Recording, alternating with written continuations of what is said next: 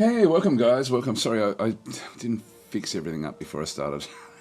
Just let me go in and make sure that Twitch is set up correctly, and then we should be okay. Now we do have a few different requests. I might just pop them out actually, and just make use of those during the session. And I completely forgot to do this, sorry about this. So this is Worldly Wednesday.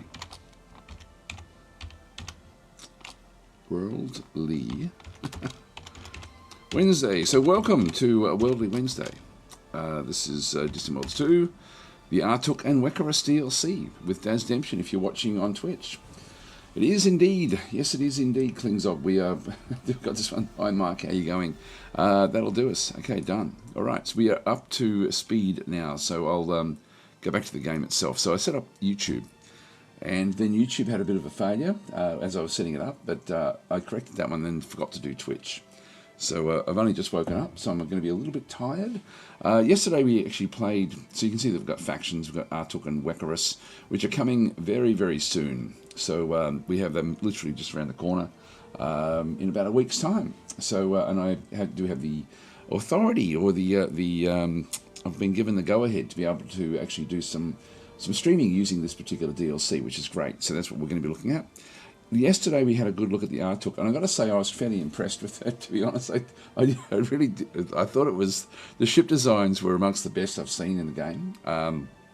Just from a visual perspective, and also just the mechanics I thought were pretty good as well for the Atuuk. So I think I do like the Atuuk actually.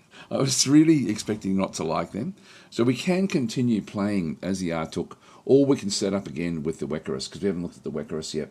I'm thinking we go Wekkarus, and I think what I do is other than the people who actually did lose their DasTactics yesterday with the attacks that went down at the end of the session, that we maybe sort of start again with the Wekkarus, and I will honour those that were still not taken out in overall in the actual gameplay. So I'll probably just bring them across. I think sounding better tonight, says Dean Ross. Thank you. Yes, it's sort of it's starting to. It's not 100%. I've still got a bit of a cough, but it's yeah, it's on the mend. It's like it's not. I haven't been ill for a long time. It's just the throat just gets a bit sort of sore as things sort of develop. Anyway, let's. So I'm thinking we start a new game. I don't think that there was any real. I wasn't really attached to the world, the galaxy that we were playing. So I'm thinking that we actually start again with the Wekkarus and give that a bit of a go. So unless there is any sort of dissension from the ranks, if anyone says no, look, I'll continue going with what you got. Or maybe I'll just quickly show where we were up to. Because I was thinking, we don't really have, there was nothing that's super dangerous around us. We have humans next to us. We have another group over there, which is also similar sort of colour to the humans, which, so I'm thinking that's probably going to be something else that's going to be relatively friendly. I might ramp up the difficulty level, I think, if we do go back in. We've got another faction back over here. I don't know who these are as well, but they're a fair distance away. So I think it's going to be a while with this one before we end up with any sort of interactivity in an aggressive way. I'm almost tempted to maybe sort of start the next one with a fair bit more of the factions, like add another couple of factions just to sort of see how things do go. Yeah, so I think what we'll do is we'll probably just sort of start again, I think. But I've got to say I was impressed with the Atuuks. I thought their ship designs, as I said before, look awesome. As we can have a bit of a look in here, as we get a bit closer, their ships really do look extremely good. Like they, like very, very good. With some combat ships, a real Futurama sort of feel to them. Like it's they look awesome. It's a really good looking ship design that they actually have for the Atuuks. It's sort of just even that alone makes it sort of a bit more immersive and a bit more fun to play. But they look really good. These look. What is this one? This is just a patrol escort that we ended up sort of having in through there. So Yeah, it's very, very good looking design. There's a weapon mount on the side there. It's just, yeah, they've done a great job of this, like a really great job. So it's yeah, very. That's the star base there as well, the spaceport. Yeah, no, it's a beautiful, beautiful looking faction. I got to say, with the actual ship designs, looks absolutely great. Buck Roger in the 25th century. It does. It has that vibe, doesn't it? It really does have that vibe. It really has that vibe. So so that's the Atuuks. Yeah, I mean, I've got to say, like, I enjoyed it. I enjoyed playing as them. So, but I'm thinking that we can continue playing as the Atuuks if we wanted to, and move on. We had a bit of a, we're playing with their unique traits, which is the Great Direction, which comes every 5 years or so.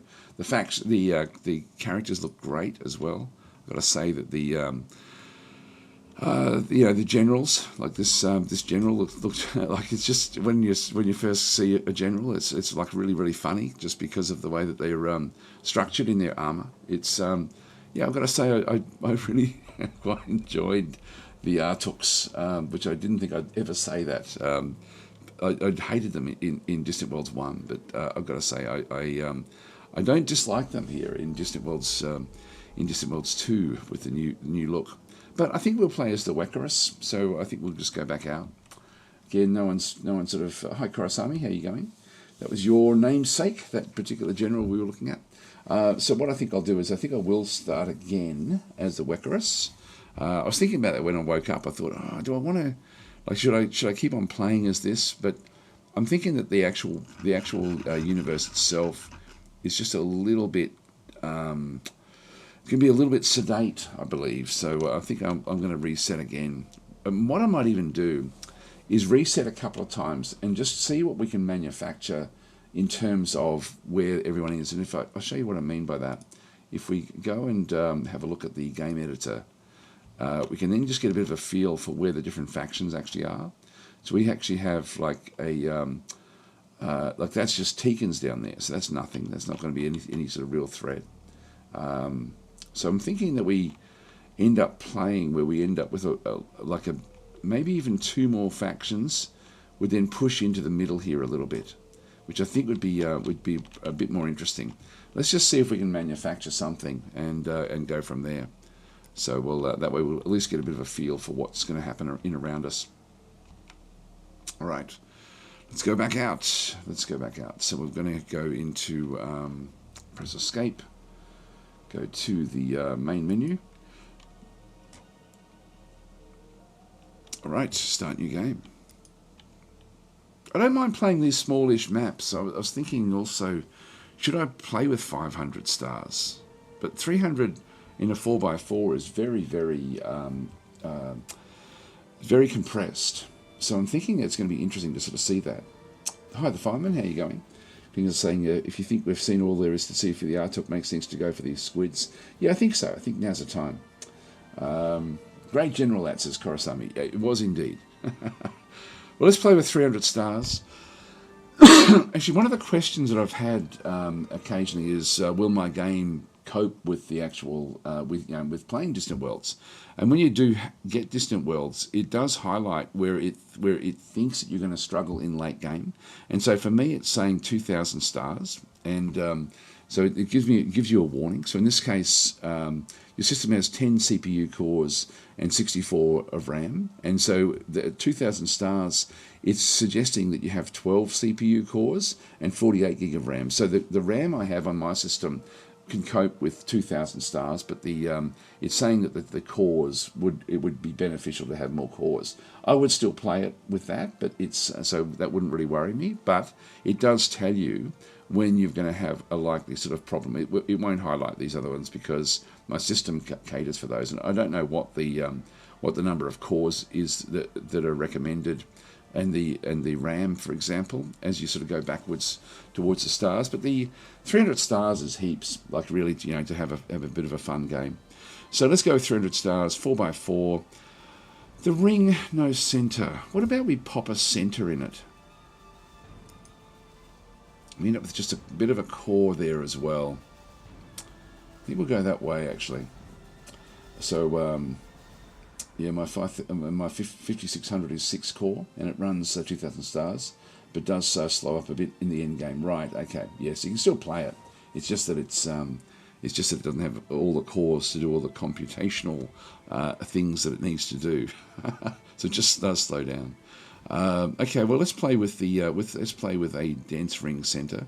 If we go to the next one up, this is disabled at 300 stars. So to play a 6x6, we'd need to go higher. In fact, it's even disabled there. I think the 700 is where that one first kicks in, which is more than double the 300 stars. But let's just go back to the 300 and go with there. Hi, Houfman, how you going? Right, well, let's the nebula density. I think normal is actually okay for this. So let's just go that way. Galaxy settings.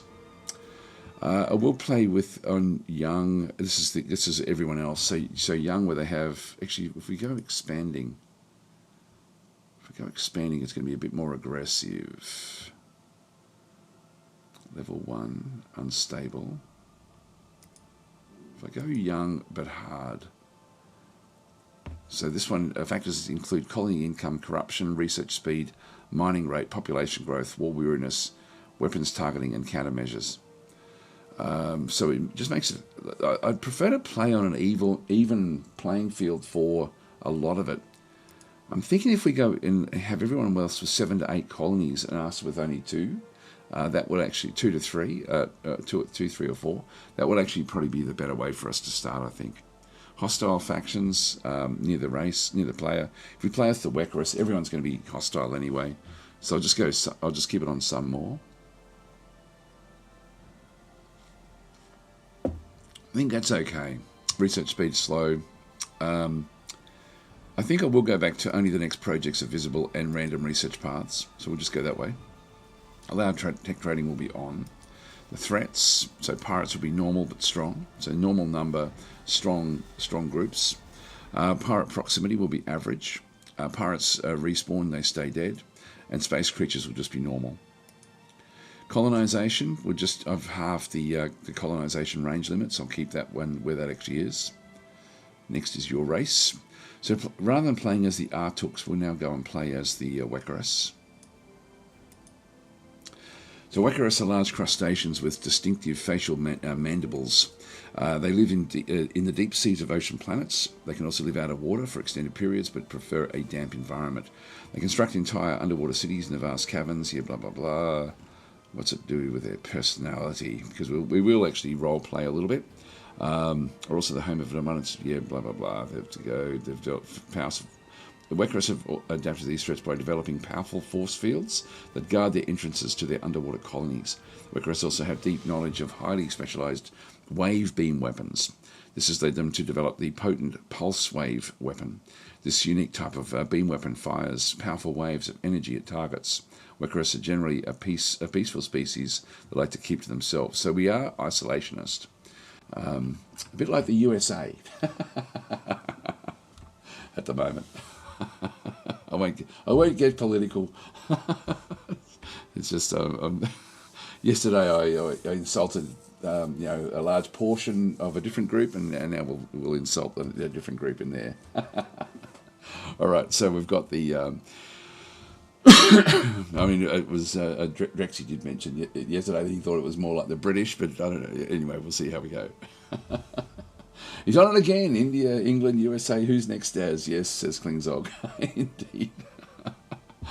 All right. Anyway, their aggression is just neutral. They're cautious, so they don't enter into things, lightly. They're dependable. They're not very dependable, -10, so they just do their own thing. Their reproduction rate is very low at 4%. That's really low. Who else has got such a low? Is the Xenox? They're 5%. Quamino, 5%. The Mortallans are up there. They're 6. The Ikaru are 5. Humans are 6. Harkonish 5. Gizarians heaps. All the bug factions are going to have. Oh, actually, the Dayots are down at 4. I thought the Dayots would have been up there a little bit. The Akdarians are 6. Yeah. So this is one where we're really going to be not growing very quickly. So and the migration tendency is minus 30%, which means that they're settled. And the assimilation rate, minus 20% as well. So it says that they're adaptable, but in essence, they're not really adaptable. When you look at the, for example, the Atuuks at plus 30%, and nomadic roamers, the Wekkarus stay at home and don't do other things. Yes. I'm saying different stream, different group to offend. Yes. All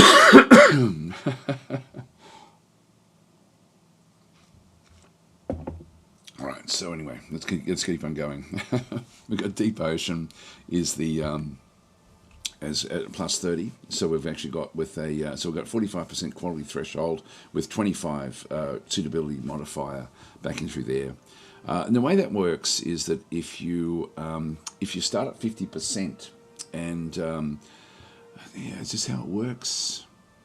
I think if you start at 50% and then you come backwards with the suitability modifier, you then end up with 25%. Hang on, no, that still doesn't make sense, does it? No, I can't remember how the suitability works. It's convoluted. It is in the. I should actually have a look at that just so you can sort of get an understanding. This one is 15% with a 50% quality threshold with a 15% suitability modifier, which is giving us the 15. But I can't remember exactly how that works. Excuse me.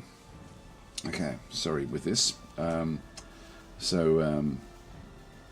Peter Smith's back again to stop whining about the UI. I've tried playing yesterday. It's disgusting. It's 100% redo. There we go. UI is stopping a good game, so I won't rest. Well, it's a great game. It is a great game. All research 10%, which is good. That means that applies to a lot of things in the game. Diplomacy negative 30%. Counter-espionage is high. PsyOps engine research is up 20%, which is great. Mining rate plus 30%.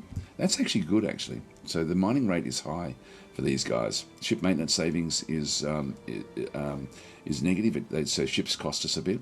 Our ship speed, 40%. That's actually really good. That's very good. And then targeting goes up as well. Scientists goes up by 20%, and the spies go up by 20% as well. These are a good faction, actually. I've always liked the Wekkarus, from the Distant Worlds 1 as well. Flashes of the past. Whenever a scientist achieves a critical research breakthrough, select between a choice of 2 new research skills. Scientists must have at least must have less than 4 existing skills. Okay, so the scientist itself gets a bit higher. It means we probably won't be buying, we'll just wait for these critical research to come, I think. Deep labyrinth, whenever a foreign spy is detected operating, 50% chance of intercepting it. That's going to be good. Riches from the deep, periodically discover a new resource at any of our deep ocean colonies. Ancestors among us during times of intense stress. A strong connection with ancestral psychic memories may be triggered, causing so this is the Cthulhu aspect of them. This can occur in any of the following situations. We end up with ghost ships, ghost troops, ghost scientists, ghost ambassadors, ancient spies, ghost admirals, ghost generals, etc., etc. Additionally, the following Wekkarus artifacts increase the frequency of the ancestors among us. So the cenotaph of the first generation, the airship of the ancestors, and orb of ancestral strength. Unique spy trait, so inscrutable, where we end up with plus 10% counter-espionage. Yes, this is a trait that we may get. And also piercing gaze, plus 10% psyops. Unique scientist trait, otherworldly intellect, so plus 5% all research, and plus 5% counter-espionage. Pretty cool, actually. This is all good stuff. Unique scientist trait, ancestral memory, increased chance of critical research success. That'll be a good one for us to try to have. Where are we up to? Yeah. So, Major Shrifty's saying that Daz gives absolutely 0 Fs. Okay. Sorry about my coughing. So, Boland's saying, it seems so far the anti-rodent agenda is clear. Hey, Daz, yes.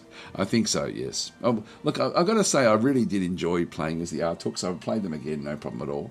It's just that I think that the game that we were playing was a little bit, going to be a little bit boring, I think. So we'll try to ramp it up a little bit. Starting research ground combat, tractor beams. Now, we get most of this stuff anyway, to be honest, because we're starting at tech level 1. We do actually have our own super pulse wave cannon back in through there. We'll have a look at those as well as we get into it. Impact Assault Blaster is a disallowed tech, and the Maxos Blaster. Okay, so we've got our replacement for the Maxos Blaster. We'll just sort of see how that one does actually operate. Race victory conditions, so we possess the different artifacts is something that we want. Capture the most foreign characters in the galaxy. Lose the fewest colonies and control 25% of the deep ocean colonies in the galaxy. Preferred governments is a monarchy. This again is interesting to me because I really thought that technocracy would be in the mix. We've got feudalism, monarchy, and republic. We'll go monarchy. We'll keep the monarchy going. We've got character defection, destroy facility. These are additional intelligence missions, and inflict colony with plague. I've got to think about whether we play with plague or not. I think I still will. They're not super strong on the ground. They don't really like other factions at all, but the Tikans, the Harkonish, the Wekkarus, Xenox, and Ugnari are at negative 10%. And again, I don't know why this isn't just one great big... I might just start to pop down notes just so I can give feedback. This should just be one big long list of all the factions.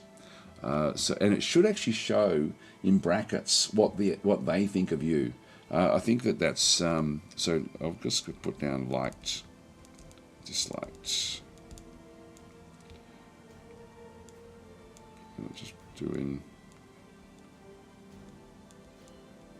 because you should have a reference as to what they're likely to do back with you as well, I think. Okay, so yeah, let's go with this one here. So your empire and government, we'll go that way.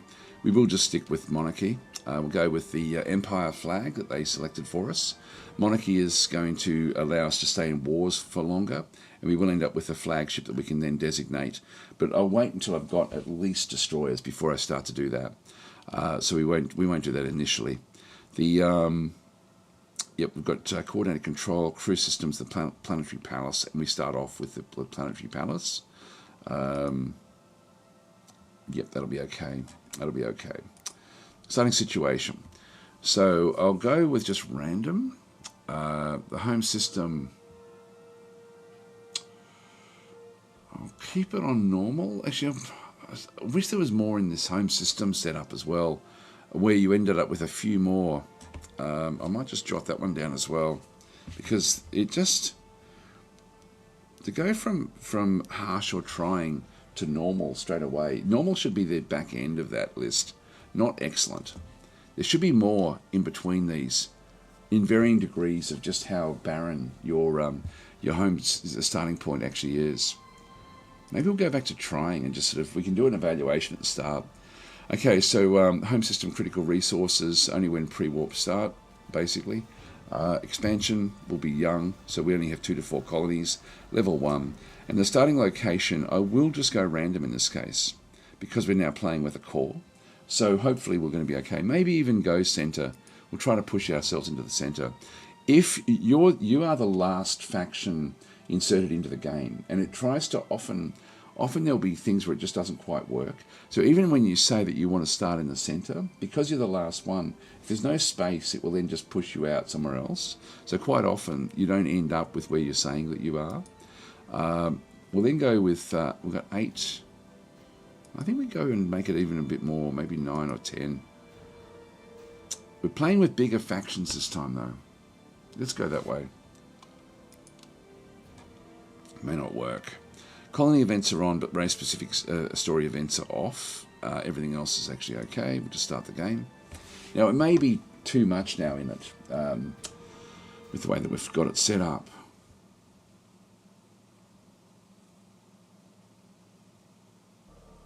Will it work? It did work. And we've actually got the Gizarians as neighbours. That's good. That's a good thing for us to have. Our faction is known as the Solstice Autonomous Principality. Our government is a monarchy. We're the Wekkarus, who are typically careful. Wekkarus have natural skills in research, counter-espionage, and psyops. Engine research, mining rate, ship, blah, blah, Our colony is Teal'Muba, a deep ocean planet in the Solstice system. Nearby is the gas giant planet of Solstice 1. So we're in a moon. Our level of technology is expanding. We're in contact with the Gizarian Unity Swarm, a Gizarian faction. So let's get started. Now you can see there we're right on the very, very outer rim, even though we said the center. The Gizarian Unity Swarm has been encountered. Let's make sure that we stay on pause. Fairly neutral. The Gizarians are wary of us. Just pause this again. I'll just make sure that we stay paused just while we do our initial look. So a new Emperor has appeared back in through here. Gizarians back in through that side. And let's have a look at the ships, the ship designs. I actually they look good, but like the Atuuks look great. It's gonna be very hard to beat the look of the Atuuk ships. Yeah, these are probably a little bit too dark, actually, a bit too, yeah, just a bit too much darkness to them, I think. But overall, looks pretty good. I mean, they do look sleek, don't they? They do look nice. It's a survey ship. There's the gas giant. There's a military ship. It's another survey ship. Surveyor. Oh, it looks like a scorpion. It's interesting. So this is a frigate. This is one of our frigates. Yeah, it's got a real scorpion vibe, doesn't it? That actually looks pretty good. That looks pretty good. Not as good as the Atuuks, but still looks quite nice. And there's the gas giant in the background there, and there's our home system just back in there. So that's the overall look of the ships. Yeah, manta-like. Yeah, to a degree. Yeah, but I think with the sweeping, like a manta would be more flat out on the sides, whereas looking like this, it does look like it's got the claws in the front with the tail, the sting in the tail at the back. Looks nice. Looks nice. I did play this a little bit in the beta, but not very much. Just enough to know, yep, I like them. So yeah, that's the Wekkarus. So we'll come back and have a look at those. We're starting on the edge of the galaxy. I think that we could just keep on playing without actually like seeing who else is around us. The fact that the Gizarians are close is going to be interesting, I think. But I'm saying I started playing yesterday, got a crash that took the browser down with the game, no exception logged. Then another one with out of memory. Both times default Galaxy 700, then 1500 size. Deep core only. Yeah, Dakar planet with a moon. Yeah, I don't know. Do you know if this usually happens when starting? No, I don't know. I'm not sure. I've never had that one. So, yes, Cass and I saying, looks a bit deadlier and safer than the Atuuks. It does indeed. And Gary Oak saying, yeah, ships look cool. Well, the Atuuk ships looked incredible. They're probably my favourite ships, I think, in the game so far. Looks like we've only got the one colony, which is fine. Like, so we only started off with one. So we are sort of going to be starting fairly small in this. So I'm just wondering whether we should check to see what the galaxy has in store for us. Maybe no, maybe we don't. Maybe we don't. So we'll just sort of tackle things as they come. Yeah, their escorts pack a punch with the pulse wave cannon. Says Mr. X 95. Sorry, I'm not reading your name all that well. Okay, third time was fine. No limit on core. Okay, yeah, that's interesting. Yeah. Anyway, let's continue on. We've got a big, a lot of nebulas centered around this particular little location. So that there will definitely be something nasty in there. That's a lot of nebulas in around there, like a lot of nebulas. So going to be interesting. MST is to simplify things is MST. There we are. I'll try to remember to do that. Okay, Dean's saying, I enjoyed playing this game, but I'm not that good. I don't think it matters much, to be honest, this game, because you play it your way. In fact, I'll just better set that up now before we get going. Let's just go to the policies and just go to default. And we will then just go down. I do turn on I don't like the AI looking after fleet ship management, fleet postures, or fleet formation. I like to do that myself, but everything else I can just keep on default. With the automation, I won't go through all the automation settings today. We'll just sort of get into it a little bit. So we've got those in through there. Let's have a quick look at our military ships. I've only got 2. All right, we've got an escort and a frigate, so only 2 ships. And we do actually have in terms of the tech, we hopefully will get more tech in through here. There's our early pulse weapons back in through this other side, which is just the laser cannon initially, which is not unique. So that's the first of the actual blasters. We then actually have the pulsed blast weapons, which we don't get to use. This is the Maxos blasters, which is pretty much your basic weapon. What we end up is, though, the pulse wave weapons. And so if we do a bit of a comparison with this one, we end up with getting the large version of this right from the start. Wow. That's very cool, actually. That's very cool. Okay, let's have a look and see what we end up getting with this one. If we start with the small, because the small is really just your single mount. And so you see down the bottom there, it's got shots per volley 3, actually. Yeah, and 3 shots per volley at the bottom there as well for the medium. But there will be, the medium will have double the actual mounts. So it'll have it's got shots per volley 3. Where's the extras? Because it should be pretty much identical between the small and the medium, except for what I thought was the shots per volley.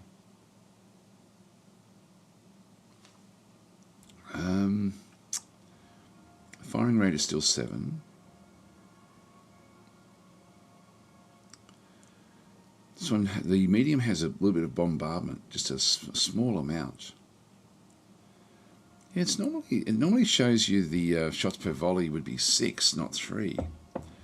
Let me have another look at the Maxos blasters. That's only smalls. The constant beam weapons in through here. Thulon beam. Oh no, it's still only 1 shot per volley, but it's two volleys essentially for the mediums back in through here. Yeah, well, I'll have a bit of a look. This one does have, this is one change that they've made actually, is to give some bombardment to different weapons as they get a bit bigger. So with these small, we have the damage is only 11, so it's not very high. But with the pulse wave cannon, we end up with more per second because there's 2 of them, so it just essentially doubles. The damage at maximum range is 11, so it's not dramatic that we close the gap. Weapon countermeasure is plus 62 is that's okay.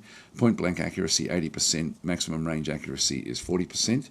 So there is a much higher chance of missing. And the range is 1200, which is actually more than the others. The damage fall off 20% per 1,000.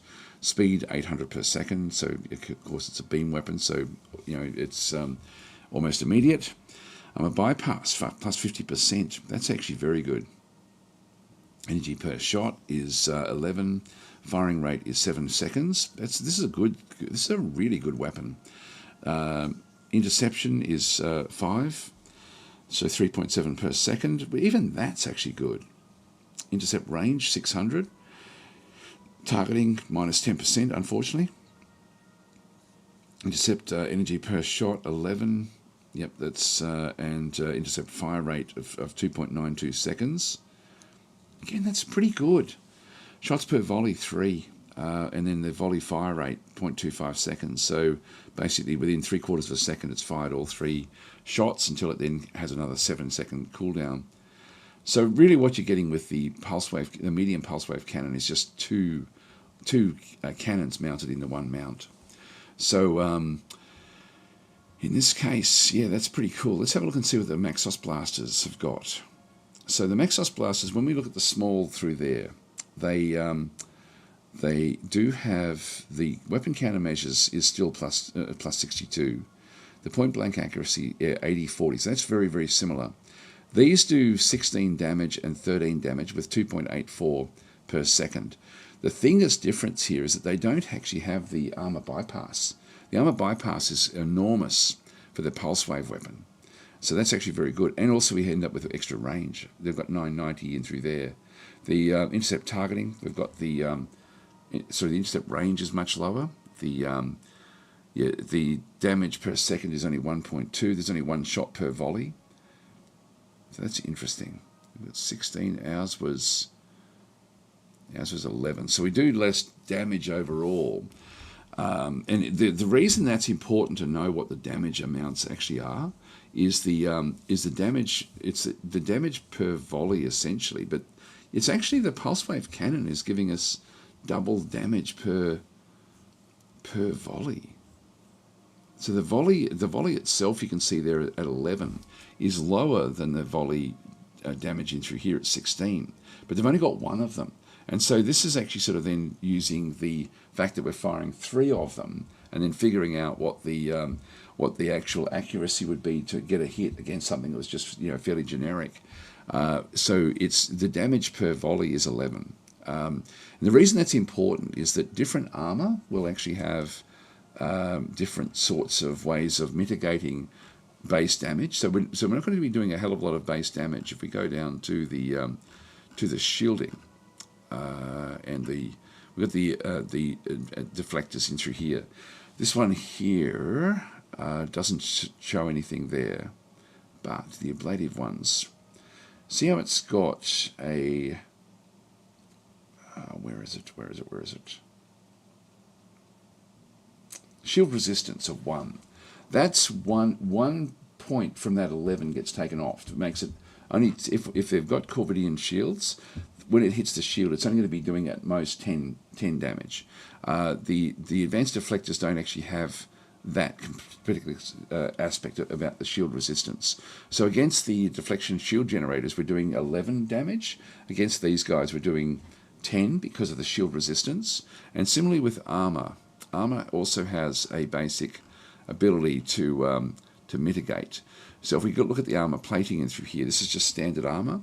And so it's got reactive rating of 2, which means that the 11, when it hits armor, will only be doing 9. But half that will actually be bleeding through into the internals as well. So it's a bit more convoluted once we actually get to the armor itself. We do actually have the armor bypass. But I really do like that weapon. And then if we have a look at the higher levels of this, we then go medium, looks very, very good. And then the large, size 45 is not big. It's not a big weapon, but it does 40 damage when it hits. So 6.86 per second, which is the same damage amount as the, damage rate as the medium cannon. Interesting. It actually does less damage at maximum range with the large cannon. We have better bombardment, better range. Yes, it's the range that's causing the damage at maximum range aspect of it. So the large cannon, it's hard to sort of tell. It's unusual. It's like they've changed the way that these things work. Look at the medium again.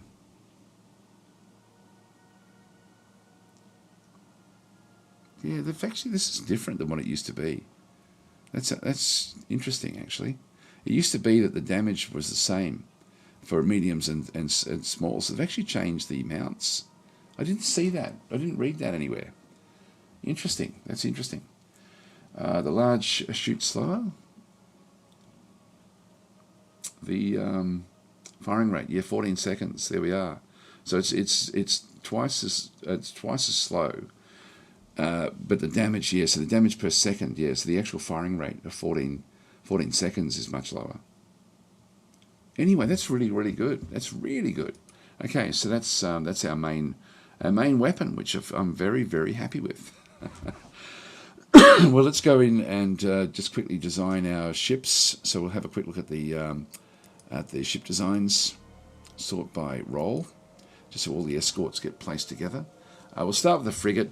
The reason I like to start with the frigate, and I'll just talk a little bit about it, I won't spend too much time designing the ship, but I like to start with the bigger ship, what's going to be the core of the fleet. And a frigate is going to be, should be the better firepower of the actual ships. Now with the Atuuks, that really wasn't the case. The actual, some of the heavy escorts ended up being very, very cool. So having the frigates in through here is I like to structure things around the frigates. So if we go to frigate, and we're just going to go to upgrade. So there's our design. It is a bit too dark. I think if it wasn't quite so dark, I think it would actually look good. But they look mean. Now by default, again, I might just drop this one down as well. The default for the way that you sort and filtering when you're looking at all these components is overwhelming to sort of have a look at everything, particularly as you get more and more tech. So this is just too much. So strongly suggest that you go and filter by latest per category and family. So go that way through there. Okay, Zaradin has redeemed a character. So I'm a Brit, so you need to name something after me. All right, so I'll give you guys frigates until we end up getting the until we can get to some destroyers, and then once we get destroyers, that will be I'll then transfer you across into destroyers, unless your frigate is destroyed in the meantime. So we've got that one through there. All right, so by doing that one, you then really sort of cut down. It doesn't look like it when I scroll through it, but we really have already cut down a lot of what's actually showing in the internals of the ship. So the white is the internals. Then we've got the engines, the weapons is red, the defenses are blue, and then the scanning is in green. So that's sort of the way that the color system works. But when you do latest per category and family, it just means that when you research something, it will it's better than something prior. It will then take that something prior out of the actual list. So that's an important one. And then you've got your sorting, and by default it's bay type and name, which is actually okay. But it's probably easier to look at things through bay type, category, family, and size. That way you end up with all of the things, particularly with weaponry, everything then gets clustered together. So what does that mean? Bay type is the, it's going to be, really looking at here at what this one is doing is bay type is this major area, and this is at the moment it's just doing A, C, D, E, F, etc., just going through alphabetically, which is not logical for what we need.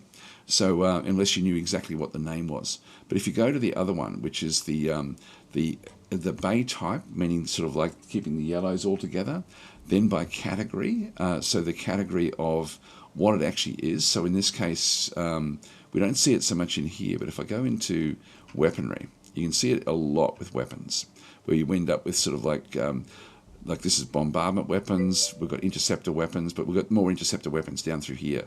So by going to the category, we then end up, so if I go to bay type and category, it will then put all of the interceptor weapons together, which is fine, but it's still not sorted as well as it could be. Family and then size, because we do actually have different families like beam weapons, things like that. So if we then have all the beam weapons will then be together, and then sorting by size. So we'll go from smallest to largest.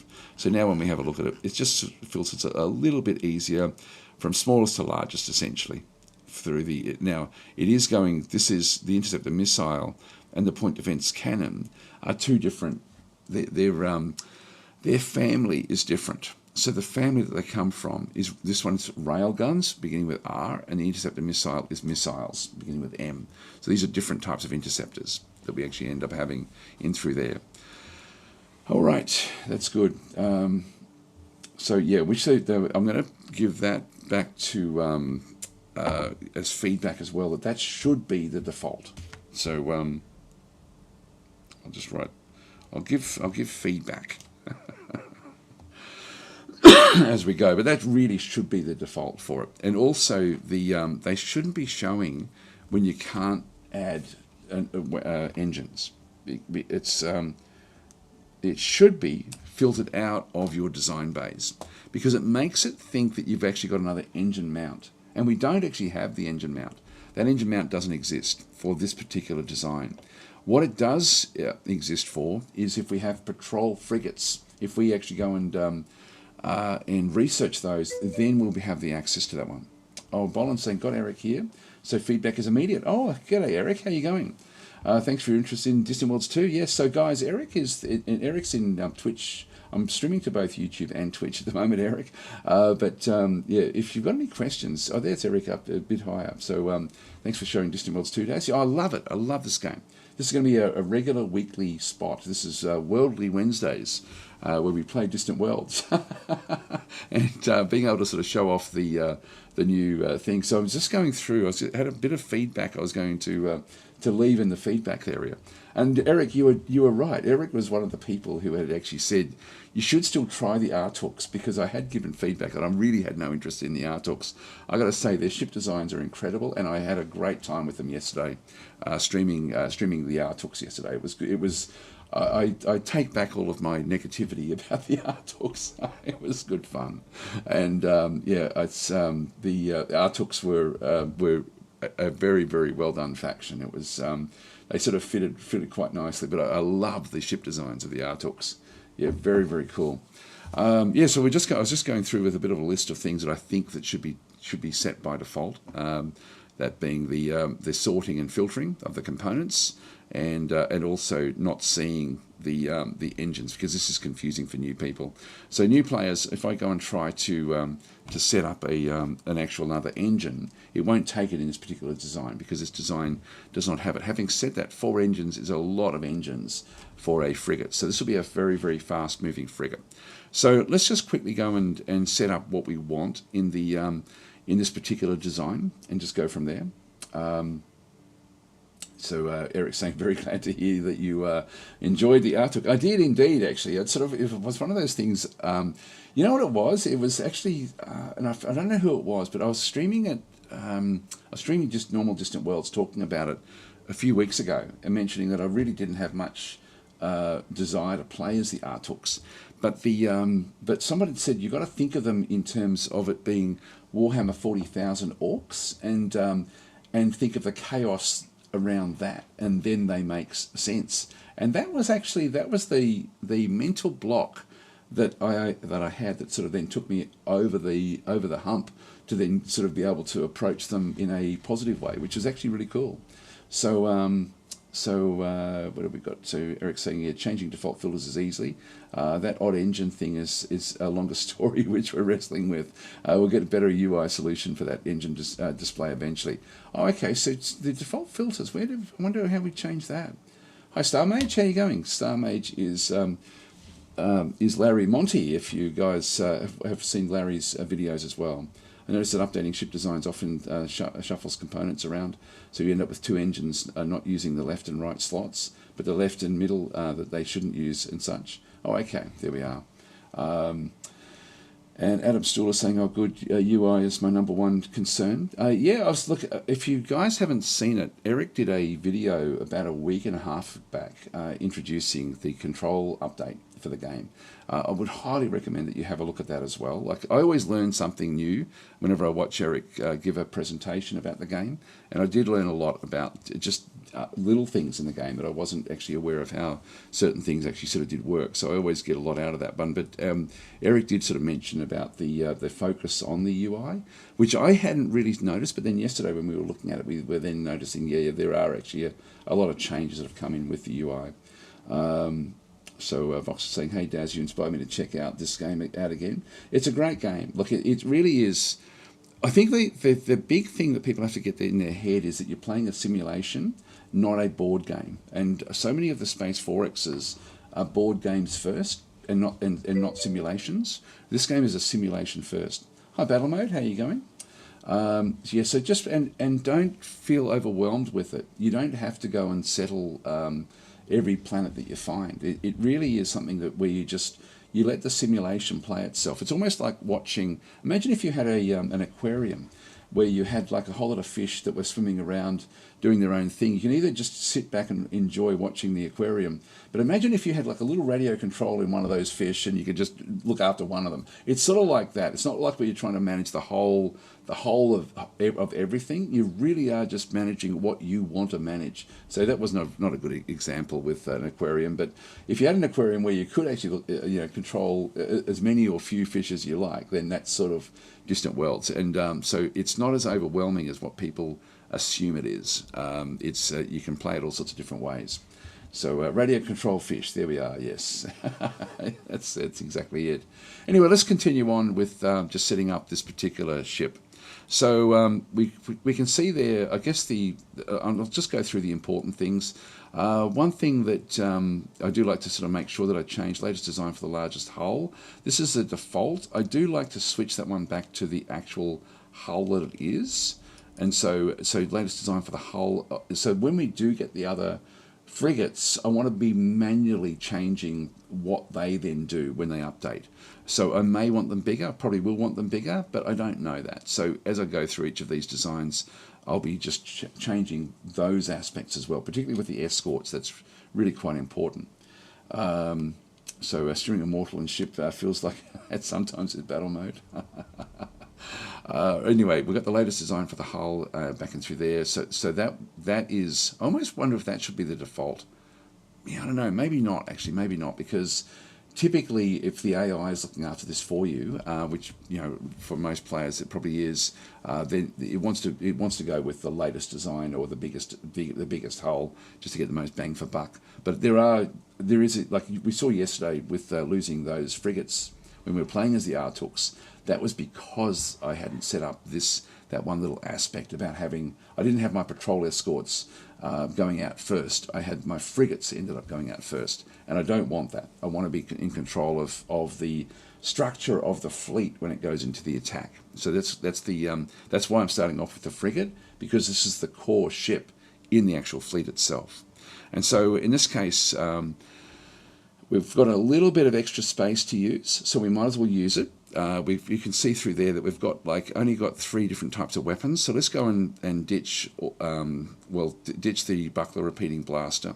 The buckler repeating blaster is only size 10. That's probably your smallest weapon.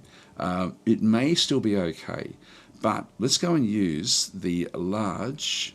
Actually, we don't have the large pulse wave cannon. Why not? Oh, there it is there. This is a standoff blaster. This is actually in a different category than the others. So we do actually have the pulse wave cannon, which we can place into that medium slot. So I can make that into the large one, which is size 45. Now, you can see there's size 45. We can get up to size 120, which is maximum size essentially. But size 45 is not too bad. I've still got about 15 to play with, which means that I've still got 2 other slots in through here. Now these ones, the important thing with this, when you are playing this, is actually, like the field of fire. So we've got 180 degrees at the start there with the pulse wave cannon. And then I've got, on either side there, I've got like another 180 degrees that do sort of they're able to point out like on one of the broadside areas and across the other side as well. So we've got two different types of broadsides.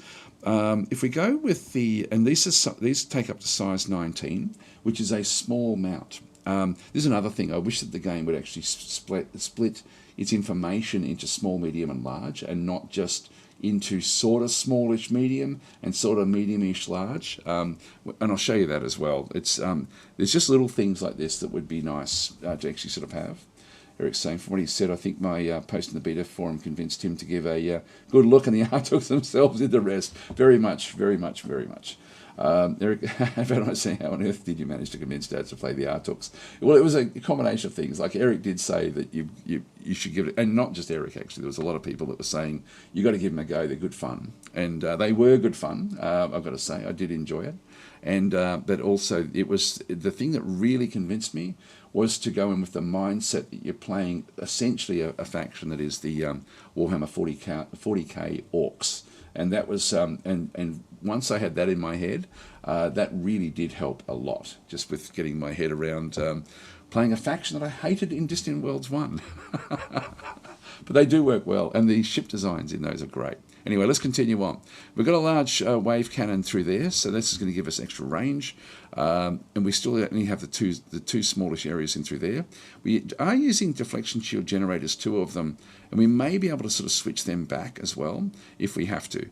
So I'm thinking I always like to use the Sentinel multi-beam. So I'm going to use that as my interceptor, as my intercept weapon.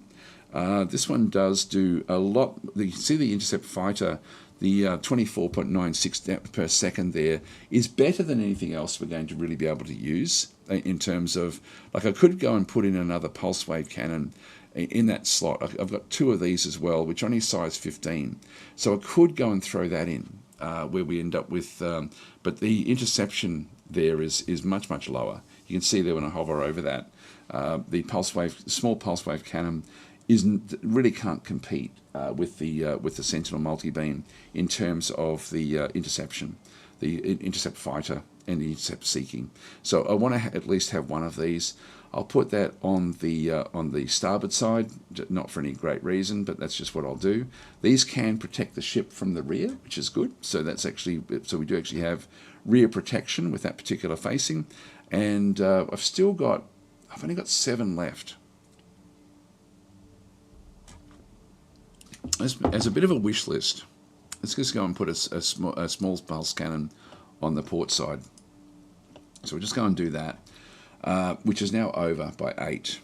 I'd want to. The engines are giving me a speed of 120. This is super fast. Now we also have natively the 40% speed as well. Where do we see that? We've got ship speed of plus 15 for the hull, but playing as our faction, we end up with a faster speed anyway, which means that do I need to be jumping in and really traveling at that speed? I don't know. Let's just right click and get rid of one of the engines. 104 is still dramatically fast, and that's going to give me a bit more I can then squeeze onto this particular one. So that gives me all the weaponry.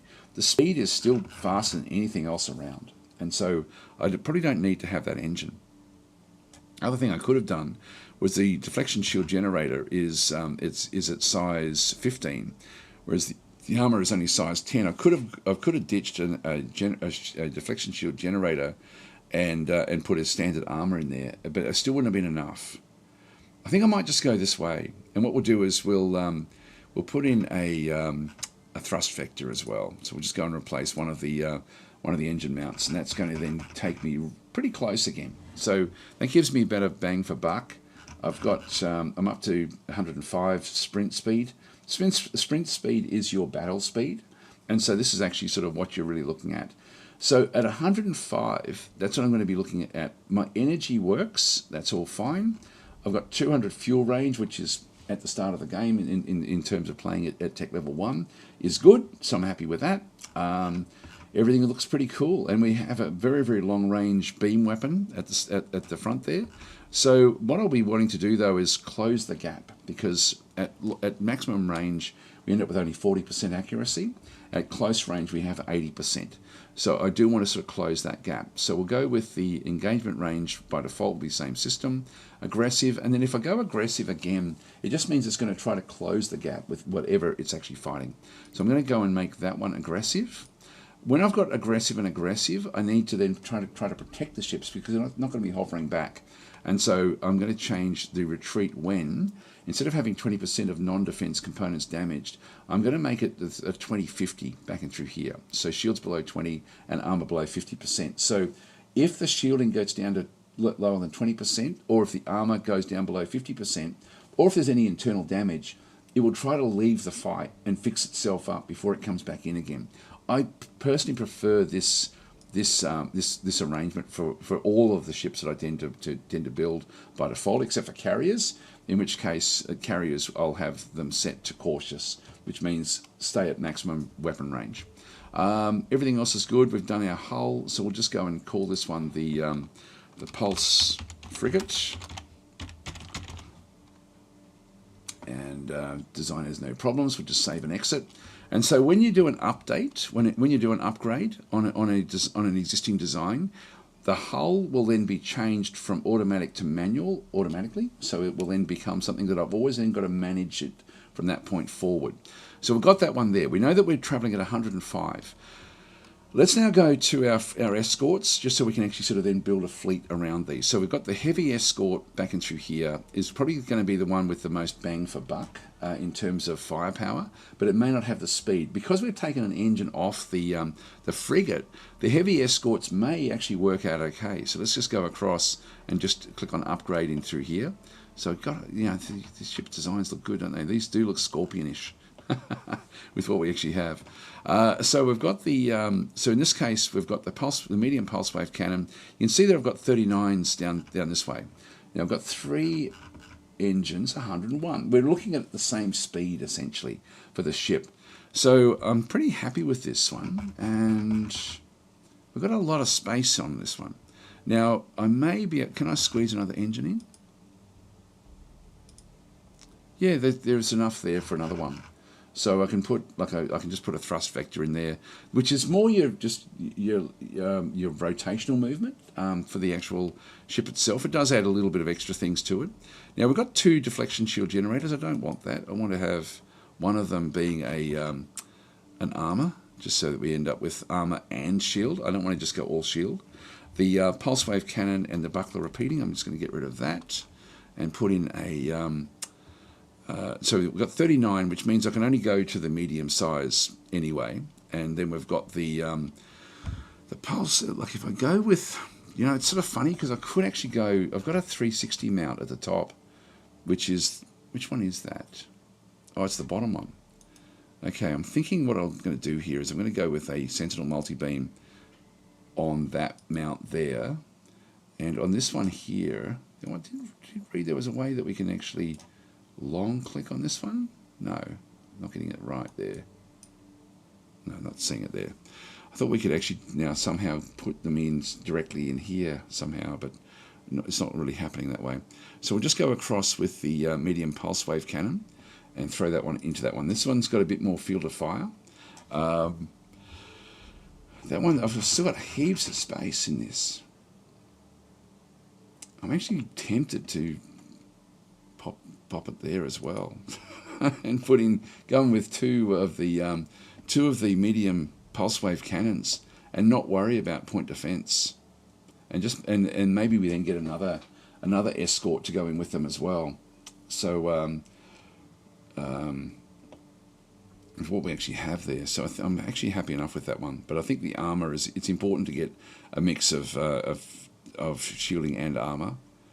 I think that works out pretty well. Like the I could even, like, it's 99. Got rid of the thrust vector. Can I squeeze an engine in there? 114, but we now got a defect. You were over by a bit too much. So I'll leave the thrust vector.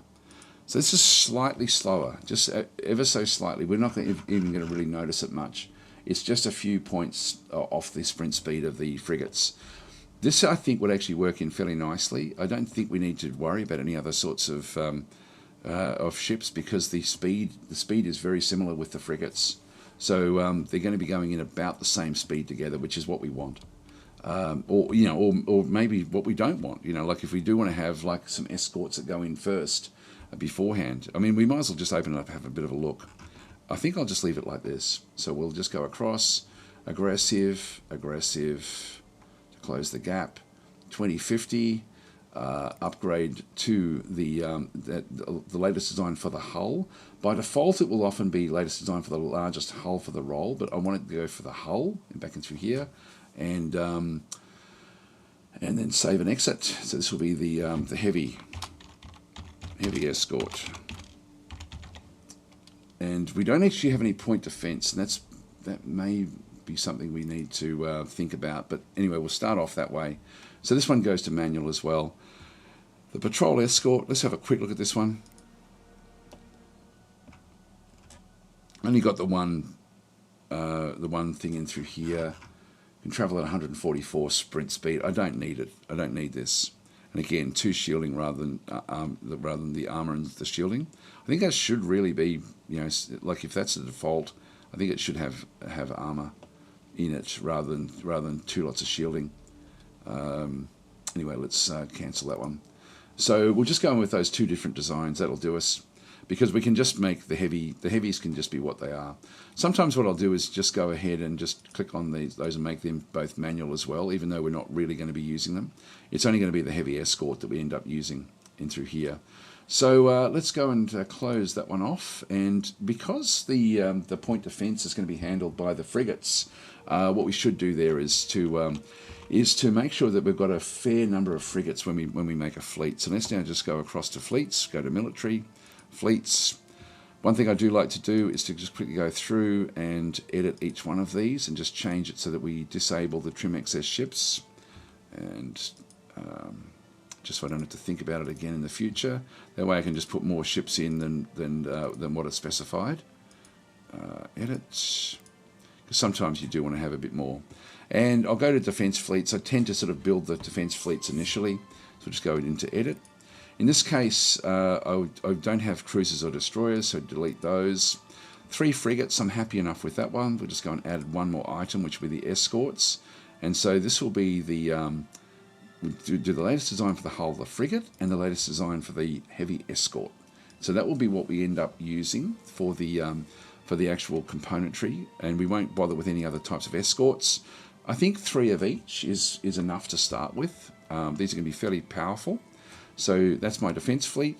In the default fleet engagement range, initially I really just want to be looking after my home systems, but I'm thinking I might just leave that at, say, 50M as default. I can override this, so I'm just going to go across and leave that. And so we can form a new defense fleet using existing ships, which is what I'll do now, which will then go and grab the 2 ships that we have there. So we're just going to go and we're just going to build them at the Tilmuba spaceport.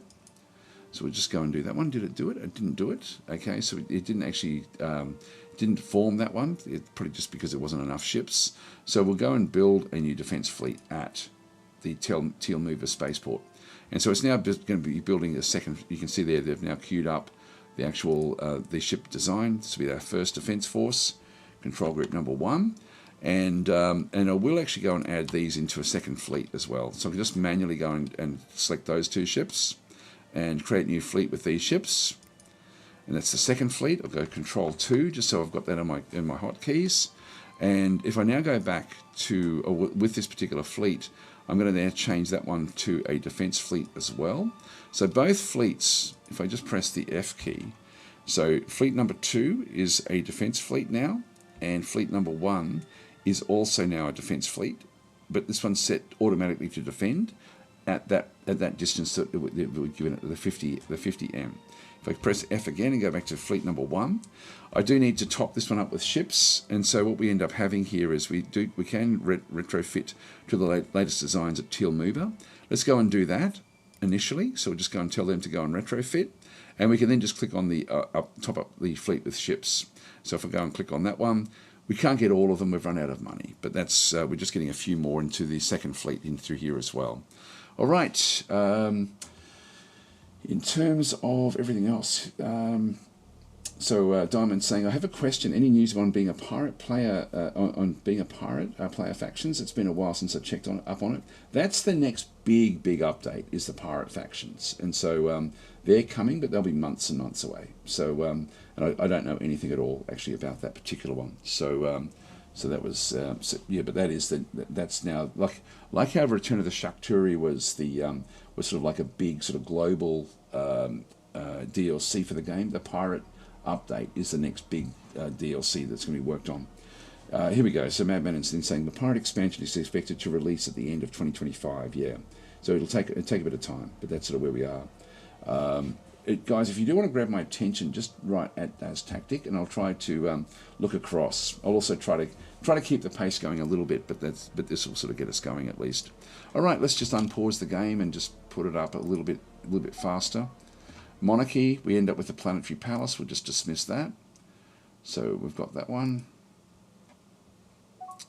And build a large mining station. This is for Kasoti.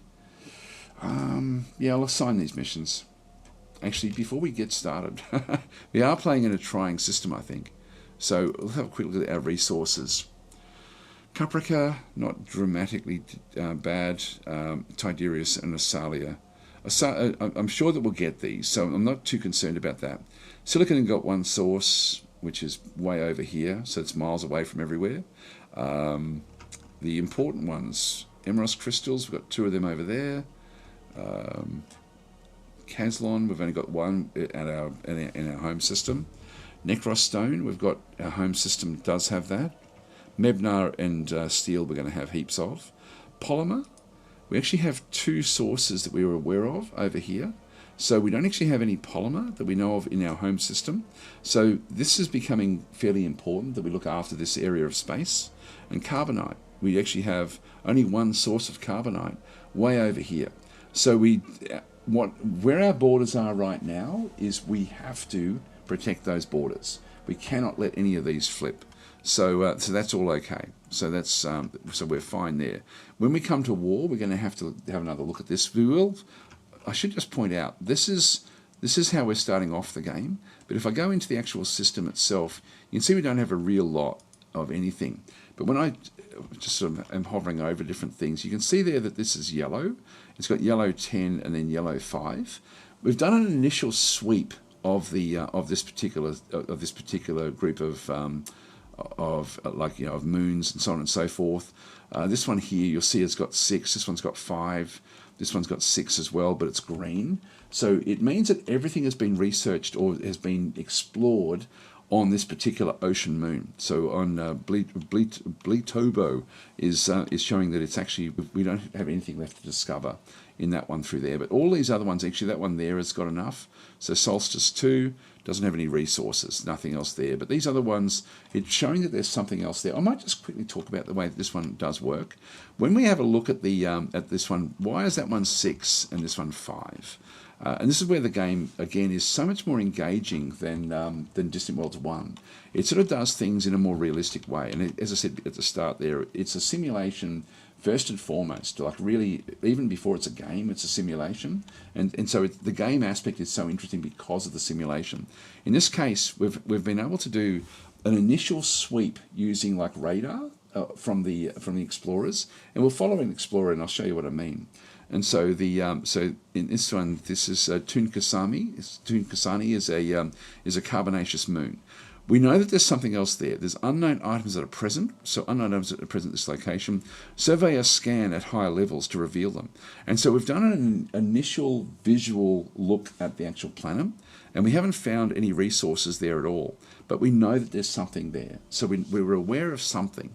And so at 5. We need to send away teams now down to the planet to actually go and explore the planet and actually do a full exploration of the planet to try to bring it up to a level where we can then see what's there.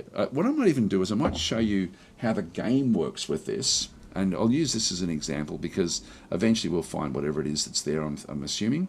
If I go back into the game menu, and just be careful you do this, be zoomed in when you do this sort of stuff. But if I go to the game menu and go to the game editor, and then click on the actual moon itself, it will then show the details. Now, what's interesting through here is we actually have its polymer is the other resources on this particular carbonaceous moon, and polymer is one of the resources we do want to be in control of as much as possible. The abundance is 11%, which is our mining rate, and the discovery level is 39. So we need to, and I'll just quit out of this one now. So that particular moon, I'll just pause. It always, actually, that's another thing. I'll jot this. I'll keep on jotting these things down. When you come out of the editor, it takes the pause off, and that's another little bit of feedback that I'll give. I always see these things, and I always forget to jot them down.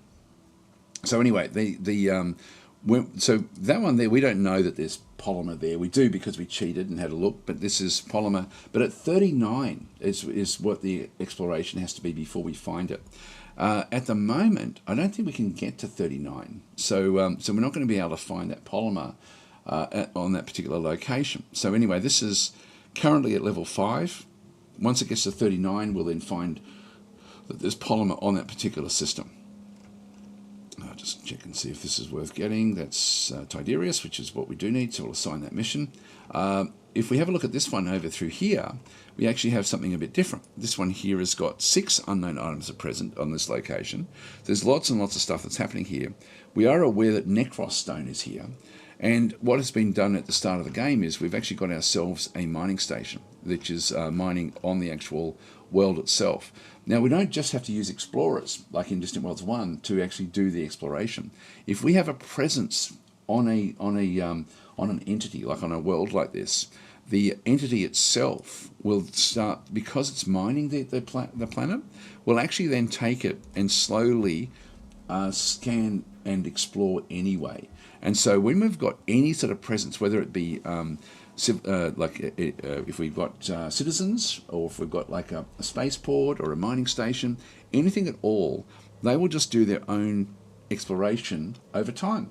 And so they'll eventually, and these can go really, really high because they're there all the time. They don't actually have a limit with what they end up doing. That's why we're seeing 6 there.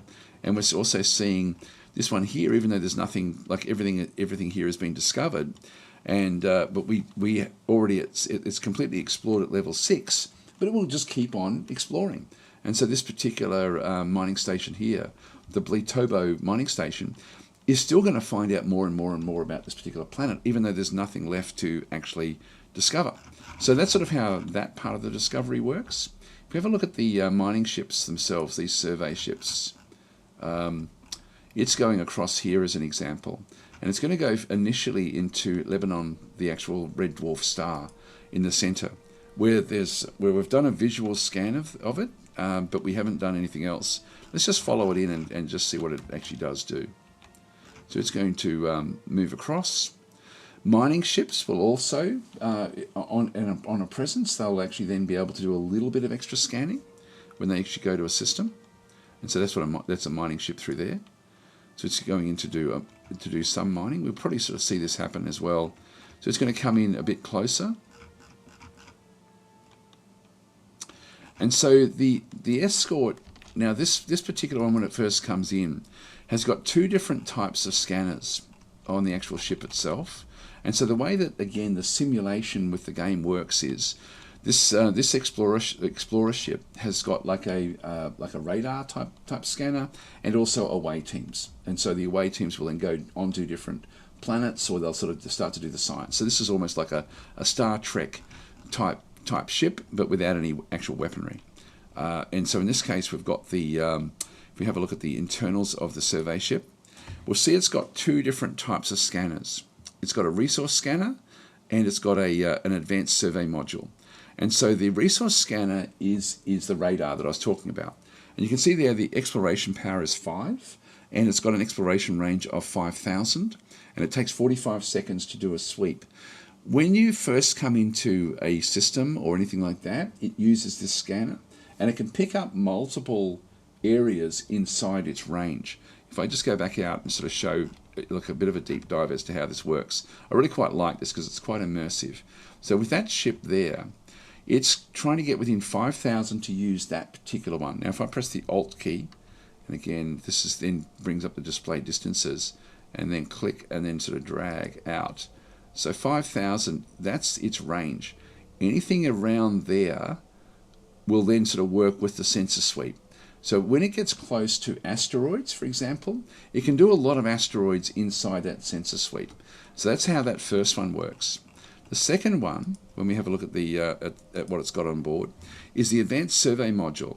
And what this one does is you can see through there, it's got the essentially it's an away team, and it takes 110 seconds for it to do the away teams. It's shorter when it's sending away teams onto asteroids and smaller bodies, but that's by default it's 110 seconds. The survey amount is 15, and this is actually initially when the away team goes to a planetary body, its first exploration gives you up to 15. So the 5 will become 15, and then if it's still stuff to be discovered, it will then start to just keep on going back and getting one or two different survey amounts each time it sends the away team in until it gets to a maximum of 25. So that polymer world that we're looking at is never going to be discovered by these survey ships unless they get better advanced survey modules. And so they're the different types of survey modules that are on the explorer ships. The normal ships don't have those. The normal ships, and this is why this one may not be all that effective, but this is a mining ship. If you have a look at its, in fact, it doesn't even have a scanner. It's just coming in, it's just told what to mine, and it's then just going to be mining away and just doing what it does do. This one does actually have a small torpedo on it, but that's all that it really has. So it possibly won't do anything in terms of exploration through there. This one has been fully explored, but some of the asteroid belts won't, I'm guessing. Yeah, that one there, this rocky asteroid, there's still unknown items that are present, and so again, there'll be survey ships that will come. They'll send away teams in. In fact, it'll be that same one. If we just go and unpause, we'll watch this thing come back in. So it's now going to go in and sort of send an away team, not onto the surface, but it'll go into the coronosphere of the star and sort of take readings and try to figure out what's actually there. We don't know what's in through here. Burning Outlaws has been encountered. Now these are the same faction that we are. So I think I'm going to befriend them. Don't know. Actually, before we do that, let's just go to the Galactopedia. And the Galactopedia is going to be getting a lot of attention fairly soon as well, from what I saw with what Eric had mentioned. But if we go to the alien races and through here and have a look at the Wekkarus, I thought I want to play thematically, like as in, I want to play with a bit of role play. So would we're not dependable. We're cautious but not dependable, which means that we would befriend pirates, I think. So I think in this case, I think we'll befriend these pirates. So we'll go with our normal house rule of befriending any that are the same faction as us. So let's go and wait for them to come back through. Build heavy escorts. No, decline that. We're going to end up just with fleets. This thing is getting close. Oh, by the way, sorry, the survey module also does have a range, but we don't see it there. We have to get close to it. I don't know what the range is. I think it's under 5,000.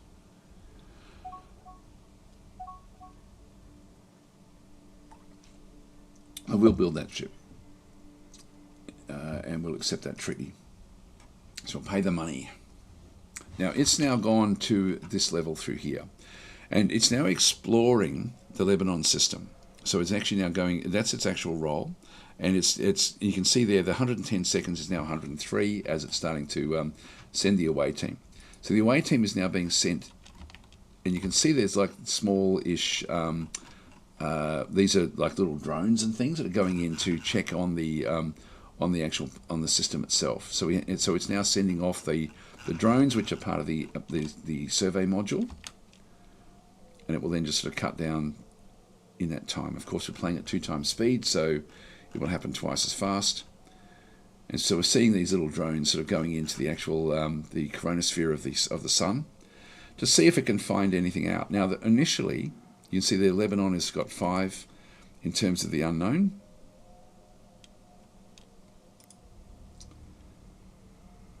And still got 47 seconds coming in. So the away team is doing its thing.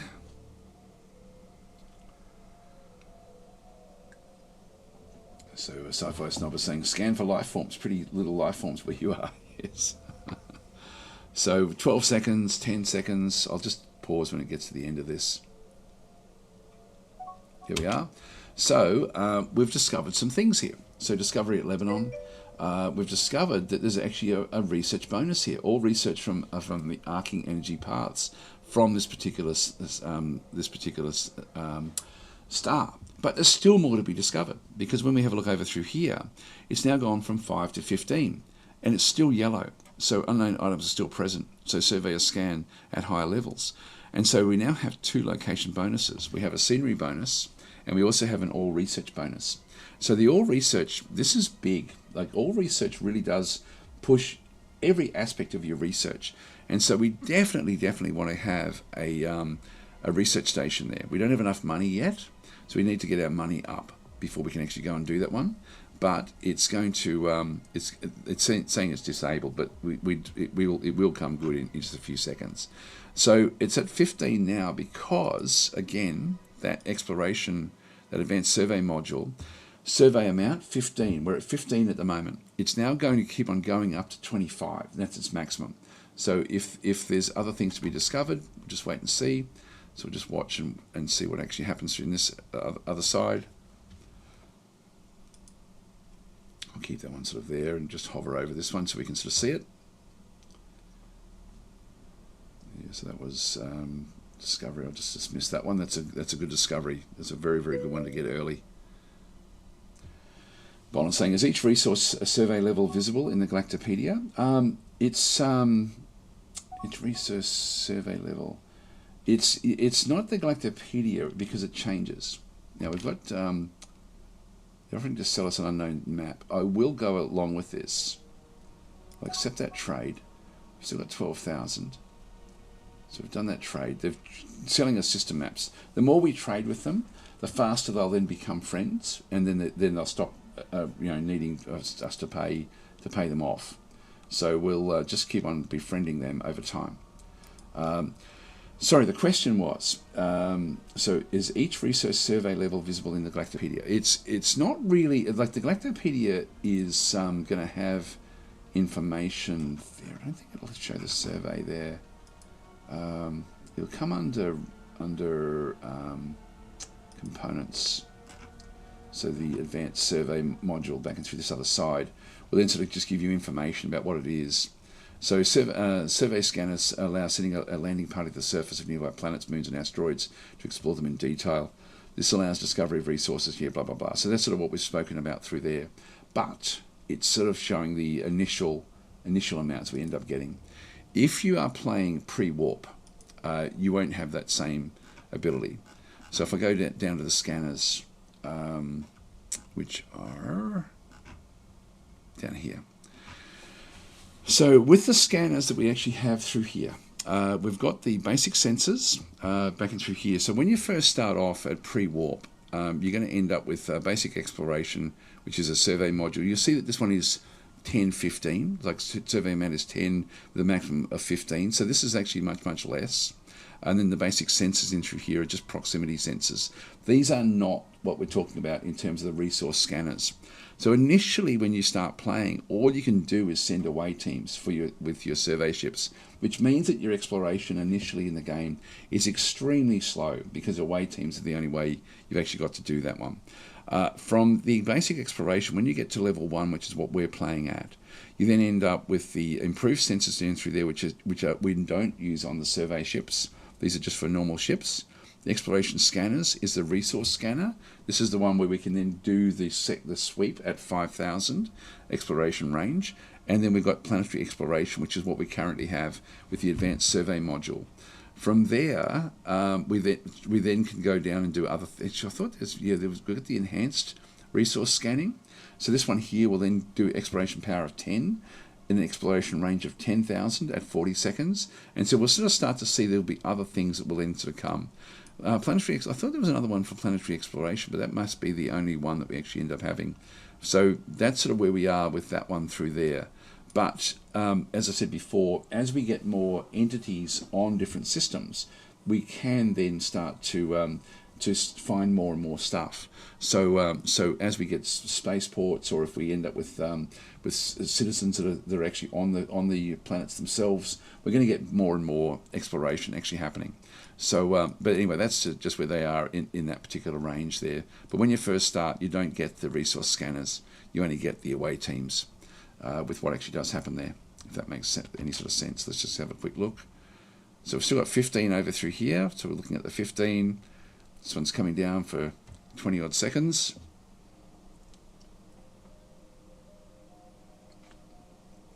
Sci-Fi Snob is saying the Dantha fur is really nice. I have a coat of it myself. Very soft and warm. Highly recommended. All right, we've just done another one.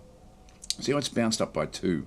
Exploration level 17. Unknown items are present at this location. Surveyor scan. So we're now going to go from 2. It's going to keep on doing it until it finds whatever it is, or until it reaches 25 with that particular survey module. So so that's sort of where we are through there. Now there's been other questions. So Eric's answered a few things. It's always worth reading what Eric says, because I always, as I said before, I do learn every time he does any sort of presentation. I always learn something from it. So in normal difficulty, the AI gets no advantage. In general, it doesn't get knowledge the player doesn't have, or abilities the player doesn't have. There must have been an earlier question. Actually, Fix It was saying, "Hey Daz, hope you're well." Yeah, I'm good. I've still got a croaky throat, but other than that, I'm pretty good. I'm seeing the question there, the prior question. On high difficulties, it gets help with more money, resources, research, and other projects. Other bonuses. It's in the form of cheat help for it, but it still has to play with the same rules and with the same knowledge. It's part of. It's a key part for us to making sure the galaxy remains realistic and believable, which it does. As I said before, it really is. This is such a simulation, and I'll talk about that when we start to have troubles with the building as well. Okay, so Kastner saying the Polymer 39 was him going into the editor to show what it was talking about. Yeah, okay, there was a question there from Boland.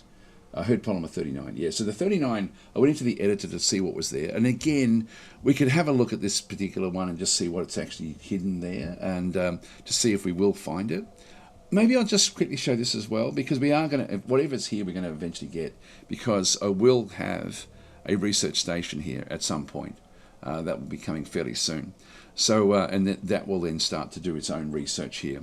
So if I go back into the to the game menu and the game editor, and then click on the actual entity, we can see through there.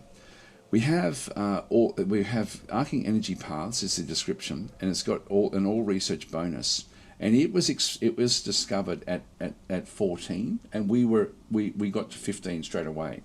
We then actually have hyperdrive research, which is also hidden at 39, and so we're going to end up with that one through there. And so that's the last one we're trying to get to, which means that we're not going to get to that with our with this particular explorer, because it's only going to get up to 25. So it's going to keep on going until it gets to 25. It's that's still only on 17, I think. Hang on, I'll just click. It has, what am I doing there? It's thinking. I'm not sure what it's thinking about. Everything's saying it also makes sure that the AI having the same limits as you, the same strategies and tactics will work against the AI. If you plan out something that would work against your empire, it will work against the AI. If we let the AI cheat, it would certainly make it more powerful, but it would close off much of the gameplay that comes out of playing fair and having, which is good. Like, last thing we want is sort of like too many fake ways of making the game play harder. It really does a good job. Steve is saying to Eric, I wanted to say thanks. I love the game. I really appreciate the amount of work you guys have put into it. It really is an exceptional game. Actually, I don't know why it's crashing here, guys. It doesn't want to play for some reason. All right, I'm going to close the program and we'll just restart it. Hopefully I've got... I'll just cancel that. We don't need to go and report to Microsoft. Just bear with me. I'll just go and restart it. I don't know what that was. That was coming in and out of the editor for some reason. That's activated the anti-cheat engine, yes. I find the game extremely stable, by the way, just to put context to that. I know that there was someone had mentioned, I think on YouTube, that they had some problems initially with it, but like as in recent times, but it then sort of came good. Right, let's just continue the game, and unfortunately we don't have a save of where we were with that last one. So let's just go and start a new game again. So if I go to load game, I've only got the Atuuk game that we were playing, so I'll cancel that. We'll start a new game, and we sort of it'll be a bit faster. We'll just go into the dense ring center. You keep all that there. It just unfortunately with that crash. So and save. Yeah. Eric's saying send the crash log when you can. Yeah, okay, I'll do that. But I think it was coming out of the editor, that particular one. Young. I'm going to go expanding. I'm going to make that my difficulty setting. So the other empires will be having 7 or 8 colonies. Unstable. I'll keep it on normal, just so that all of the colony income, etc., are all the same. Some more hostile races near our start. Slow. I'll turn off the research paths. Next will be normal, strong, average, stay dead. That's okay. Colonization down to 150M. Our race will be the Wekkarus. And through there we did an intro with those. We'll keep on monarchy. Starting situation, I'm going to go in. I'm going to try for the center, but as I said before, it's unlikely that will actually be where we end up, just because it's going to be fairly congested in through here. I'll go random. I'll go home system trying. Pre-warp start. That's another thing I was going to give feedback on. I think there should be a lot more levels between harsh and normal. And I don't know if we need agreeable and excellent, to be honest. I think that it would be cool if there was more settings in between that home system start. That was something that I think, unless, I don't know if people ever use these agreeable and excellent starts, but I would like to see more in there between those two there. This is good. That's we'll go with expansion. Will be, for us, it'll be young, not expanding. This is actually, so we'll be smaller than the others. Go other empires, and we'll ramp this up to say 10 coming into this small galaxy. I'm just going to keep it all on what we had there before. I have turned colony events on, which does mean that you end up with the disasters and plagues. Plagues, I think, have been toned down a little bit, which is good. So we'll just start our game again. This is one of the cutscenes now from the Wekkarus.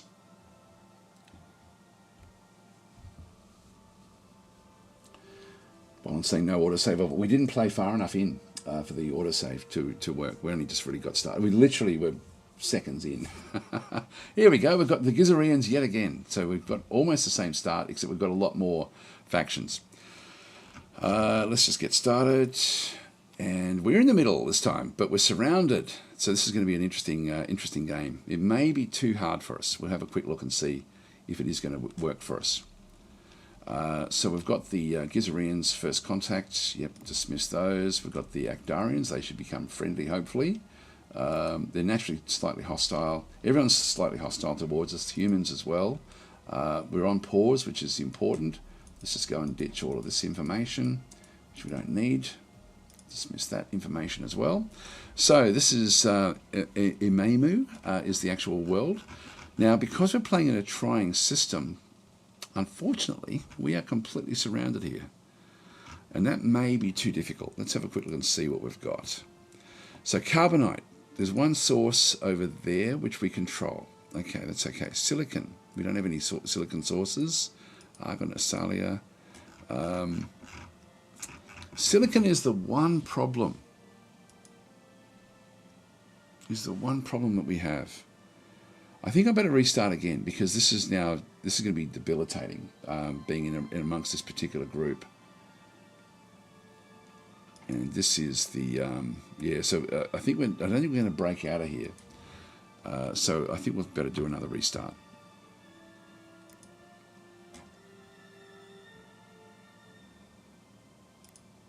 The thing with the game is it remembers your settings from last time, except for one setting. There's one setting it doesn't remember. And that one setting is this one here, starting location. So I'll just click on center again. It always goes to random. I'm just going to grab myself a drink of water. I'm going to be right back.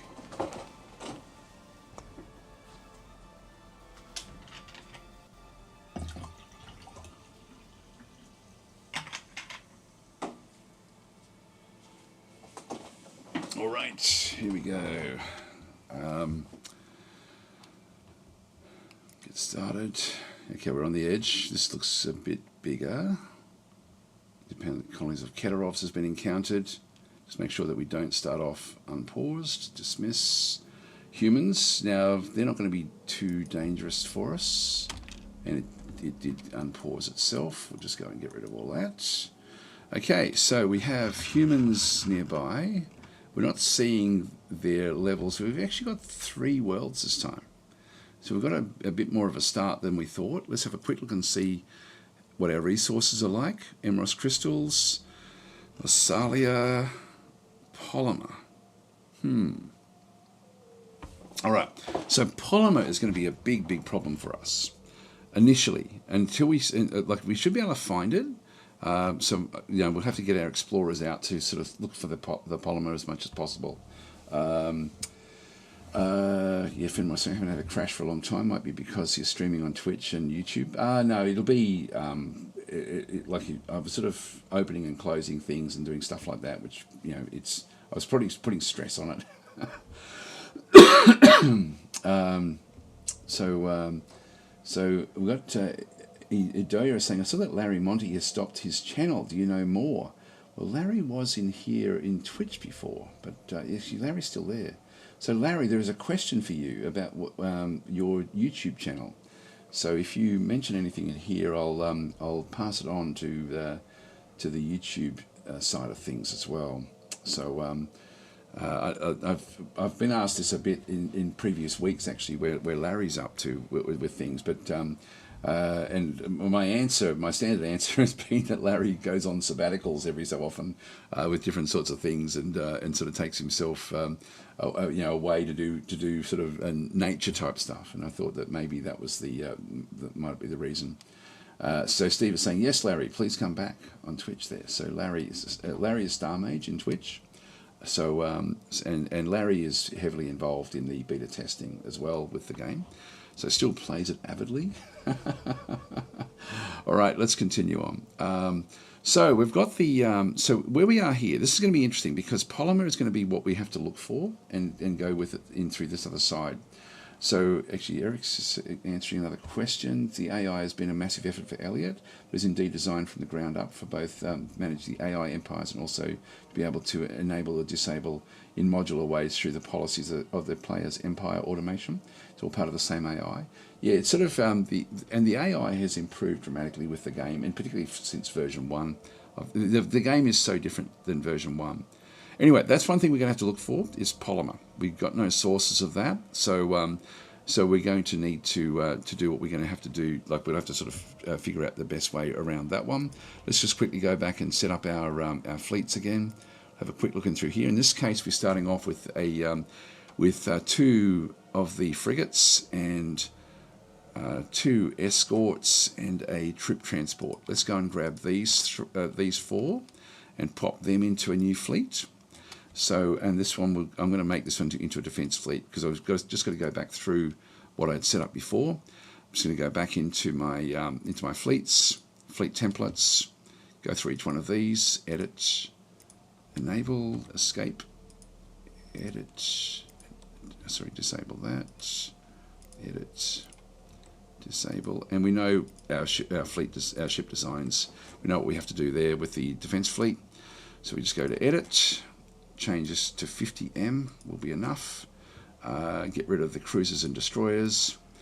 Add in the escorts. Change that one to the heavy escort because we'll just do our same design that we did previously, and just the hull of frigate. So, and we have 3 of each in our different fleets. So that will be the defense fleet.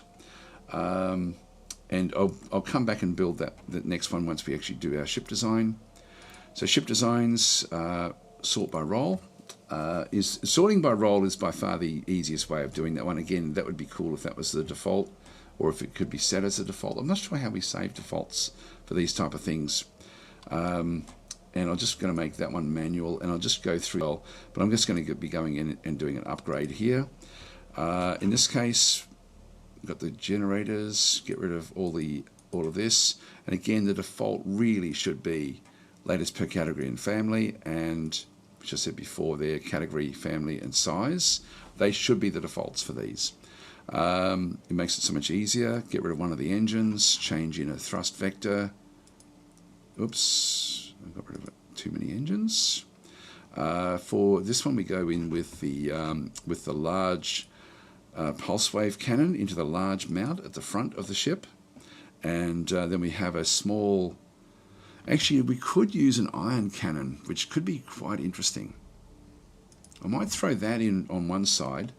We'll put that on the starboard side of the ship, and on the port side, we'll just go with a Sentinel multi-beam. So that way, we'll end up with a little bit of disabling abilities through the iron cannon.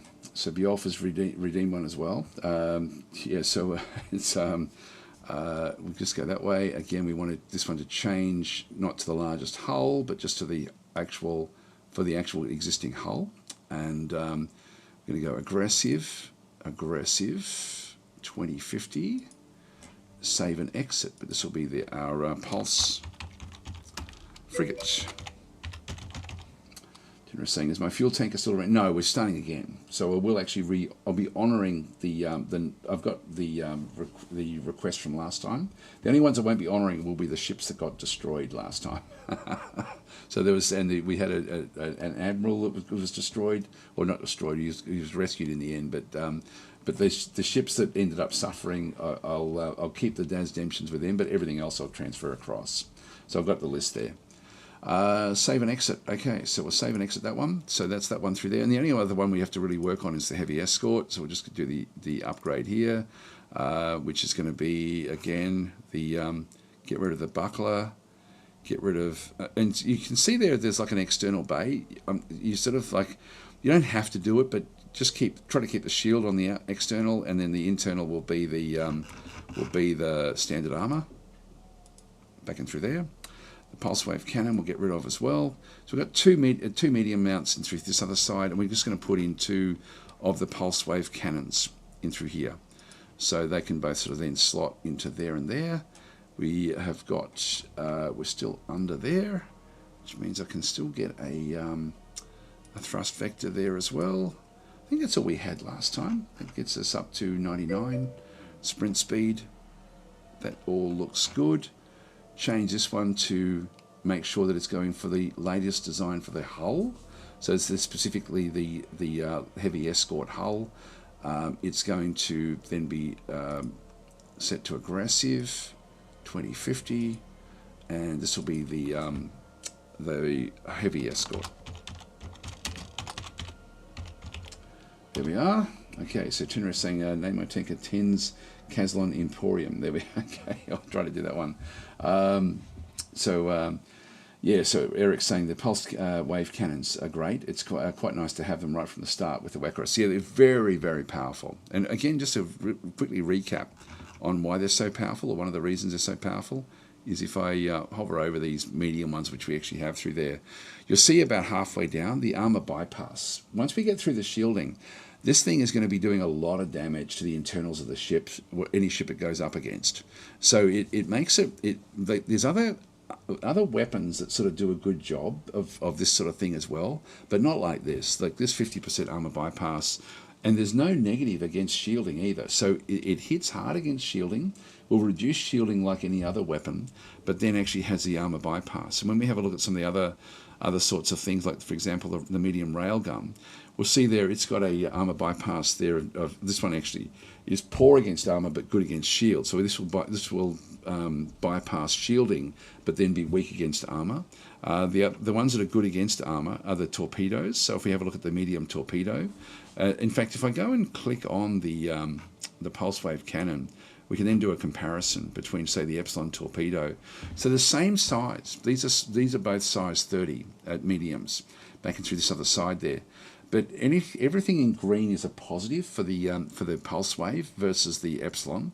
So we can see through there the damage rate is it's better for the Epsilon is what we have. So it does do more damage overall, but the damage rate is lower for this one. But when we go back down into the shield bypass and the armor bypass, the Epsilon torpedo actually is weaker against shields, and actually it sort of doesn't get through shields very well.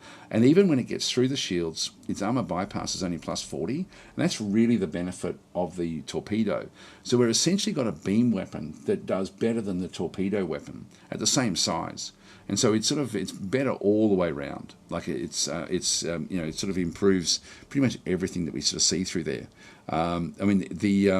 The torpedo weapon is better at bombardment, but that's not something we're really focused on. So that's sort of like these are different weapons, but the pulse wave cannon, the Wekkarus weapon, is just heaps better. Like it's just it's an incredible weapon. So anyway, let's just keep on. I'll save and exit that one. Done everything we needed to do there.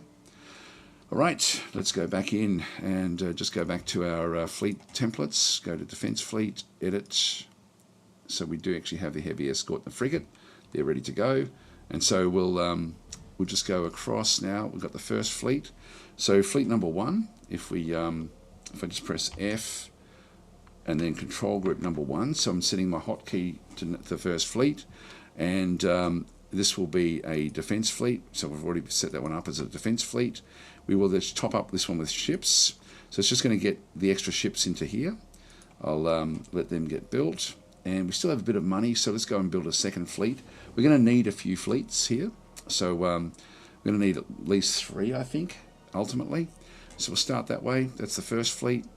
Just go back into the... And this is... Managing your fleets through the fleet template is by far the easiest way to do it once you get used to using it. So I'm just going to go back across, defense fleet, build new defense fleet at, and I've got a couple of spaceports. I'll just go to the Lille spaceport without really sort of knowing what it's doing. Now that's going to then drain all my money, so I'm now out of money. And we do actually have the full thing there. I'll just make this one control group number 2. And once these are built, I'll then just name the ships. So let's just keep these coming through. Monarchy. Yep, that's okay. We'll just dismiss that one. What I might just quickly do is just save, just in case we end up with a problem. So we'll save at the start here. Okay, that's good. And yep, and that's fine. So with these different ships that we end up having, or we'll just go back in because I can't remember what I've done with my policies. I'm pretty sure I'm okay with everything. I'll just go back to default and then just turn off the fleet ship management.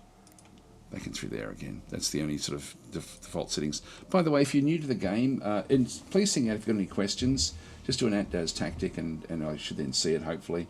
If you have questions, particularly if you're in Twitch, if Eric's here, then he'll be able to answer most of those questions for you. But if you do have questions, please sing out, because getting your mind into this game is quite different to other games. So I'll just ramp this one up. But just go in approaching it as a simulation. Now the thing is, we don't have polymer, and we have to find the polymer. So we have to find where polymer actually is. You can see we've got lots of explorer ships going off to different systems. Wants to build heavy escorts. I'm going to decline that. We want to get a third fleet eventually, but we're going to be running out of polymer. Which I should point this out. Why is polymer?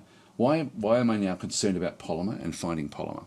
And we may find it on one of our planets. So we may actually end up like as I said before. This one's 15, and so there's still something hidden here. Hopefully it's polymer. It may be. There's an unknown resource, but we don't know what it is. And so there will be like different survey scans going in. In fact, we've probably got an explorer ship. This one's exploring. It's sending away teams to our capital planet. But even if we weren't doing that particular ship, it will still be finding things out because we have population on the planet.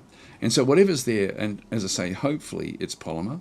Polymer can be... comes from like ocean worlds, continental worlds, forest worlds, those sorts of things. Anything where there was carbon, like carbonaceous type sort of planets. And we've got a few of them. Like this one here is a carbonaceous moon. Again, hasn't really had, like it's still got unknown items present. So we've still got some unknown items through there. This mining station will start to automatically look for, it'll start to do the exploration as well. I'm confident we're going to end up with polymer somewhere. We just don't know exactly where. Let's just unpause and but getting the polymer. No, I will show you this. Sorry, when we're building, like at the moment, we're building a fleet in through here. We've got like a whole lot of ships queued up, ready for construction at that particular spaceport. When I click on a spaceport, we can see there the different resource shortages, and if I go and click on that, this will then stay here on the side. Anything that's got the red is showing that we don't have enough of what we actually want here. And so Caslon is actually now in short supply. The ships have been refueled, that's our fuel resource, and so we do actually have 5 sources of that. As I scroll down, we'll see polymer will be there as well. Now we've got 6,000 polymer on hand. We want to reserve 3,000, but we don't actually have any sources of polymer. And so this is the problem. As we build ships, each ship is has got a build cost. So all of these construction resources are all used for different sorts of construction. And so if we have a look, for example, at, I don't know if we can actually bring that one up. No, we can't bring that one up. If we have a look at this light hauler as an example, this is just a small cargo transport. It happens to be transporting carbonite into the system. Actually, it's going from Lille to Alexis in the Chiron system. So this is actually taking some of the carbonite that we have here, because I'll just show you how this one works again. If we have a look at carbonite, you can see there that this planet wants to have 1,912 tons of carbonite available to it. That's what it thinks it requires.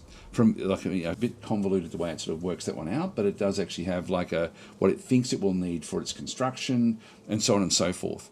So we've got 2,800, which means we've got more than what we think we need. And so this particular light hauler is moving away from the starport with a load of carbonite and steel, and it's all going to one of the other systems, which possibly won't have it. In fact, if we go and have a look at the, let's just quickly go across the Chiron system. So it's going to be moving across to Chiron, and it's going to be dropping it off at this particular smaller world. This world doesn't have a spaceport or anything like that.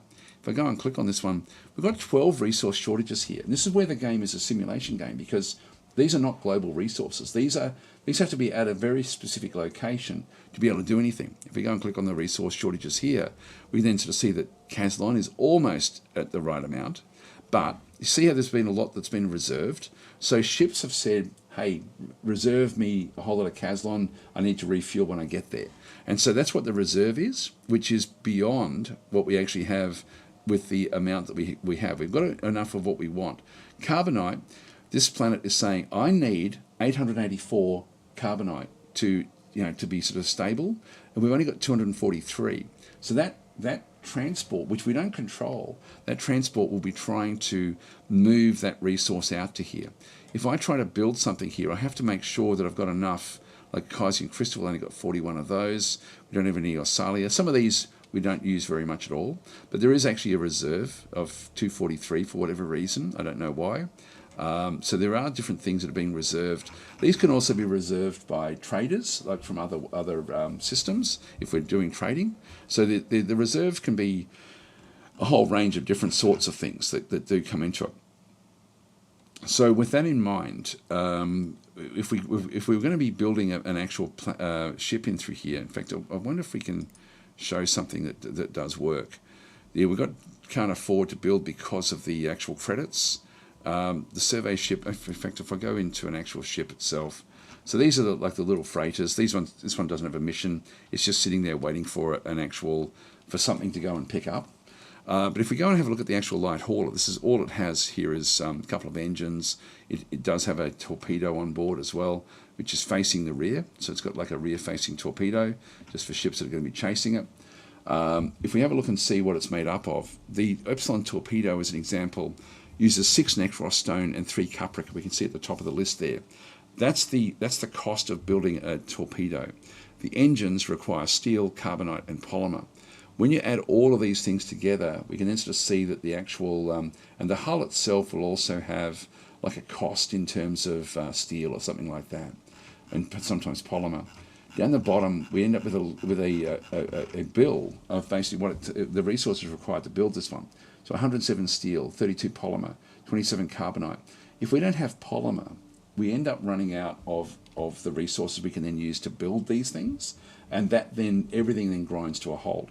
So we need to have those resources at the location that it's going to be building. And so when it's coming in with the carbonite, there's 27 carbonite required to just build one of these freighters. And so the private sector will be building away as well. And so I've got to be careful that I make sure that I build what I need without taking everything so that the private sector can't do it. Let's have a quick look and see if there's any other questions there. Yep, no, that's okay. Anyway, it's that's a good example, though, of showing how the homeworld is actually sending out resources to Chiron, because Chiron thinks it needs it. Now, at that size, I would almost want to get a starport here. but I don't have enough money for a starport. If I go into new ships and bases, I've got two different types of starports. This is another thing I wish that would be changed in the game, is that they're both called the same thing, SSP2 in this case, small spaceport. Even though, yeah, I might just show you this as well. With the starports and mining stations as well have the same problem, is that when you've got these, is that the starports? No, that's the, we've got a small mining station there, but we then go to the next one, which is a large mining station. Maybe it's not mining stations. Forget where it actually is. Orbital assembly. Yeah, we've got a small spaceport there, but we've got another hull also called a small spaceport version 2, but it's not a version 2 of the existing one. It's actually an upgraded system. This, technically in the game, this should be called something completely different. And so I might as well get my my gripes in while Eric's in here. This should be called something different. It's not a small spaceport because these both appear. This one here has got a hull size of 300. This one has got a hull size of 200. So these are actually completely different hulls. And then we go up into the the small spaceport version 2, which is, that's different again. Yeah, it's different again. These all end up with the SSP designation, which is confusing. So so that's, again, for new players, it is a bit confusing having these things all titled the same thing. And so when we go to, if we exit research and go into construction, the ship designs, like you can see, mining station is MS2. They're both designated the same thing, even though one's small and one's large. But for the spaceports, you can see they're SSP2s, small spaceport, and then the small spaceport version 2. So hopefully at some point in the future, this will then be designated differently or named differently, and then designated the actual name over here, because it does get a bit confusing for people, I think, the way that one sort of does work. Again, just a minor point, but that's when we look at trying to build a spaceport into here, we actually have two different designs, even though they're designated the same designation. So I can't afford to build this one. I need 14,000 credits, or at least 10,000 credits there. So let's just go and wait until we have that. So we'll unpause.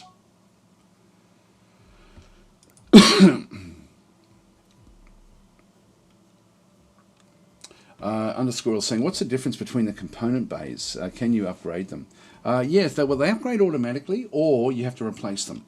So an example of that, if I just go back into the technology, you'll see that like in the sense of those different hulls, they are completely different and need to be retrofitted and replaced for the hull types.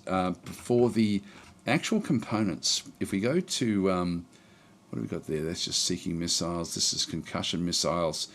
If we have ships designed with, say, small concussion missiles on board, and then we go and do the improved missiles, you'll see it's concussion missile with a, in brackets, V2. This is actually just an improved version of the original design, which means we don't have to upgrade the component on the ship.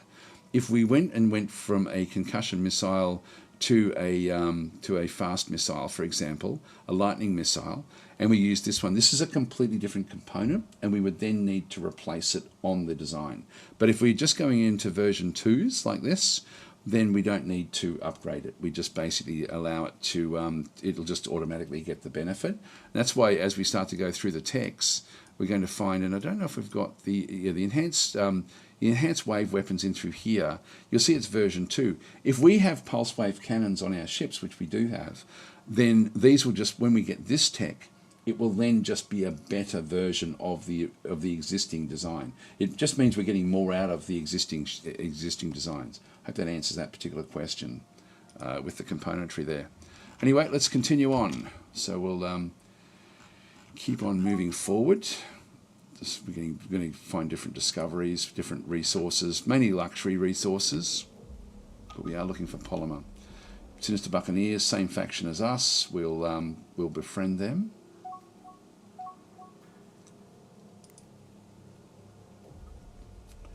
That one there is, eventually I'm going to be wanting to say yes, but every time I say yes, I'm then spending polymer, which I don't have a lot of. So I think I'll decline that one for now.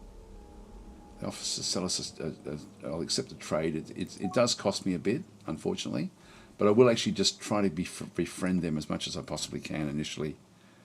There we are. We're getting more systems further out, expanding our borders.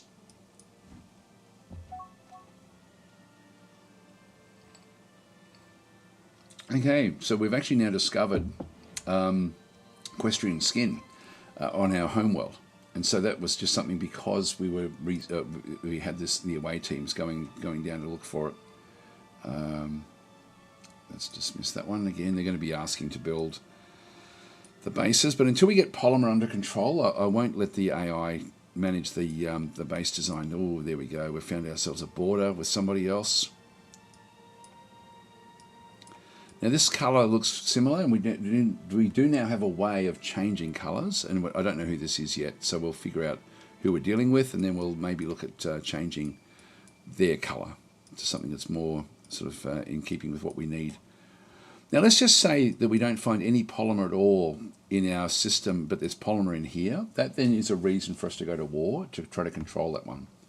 So so Eric's saying is if there is enough population to demand more resource that can be provided, then more mining ships would be built. However, while mining ships have the advantage of being able to mine wherever they want, they're overall much slower than dedicated mining stations. Yes, so but they have the flexibility of being able to go out and actually and specifically target different resources, which is quite valuable.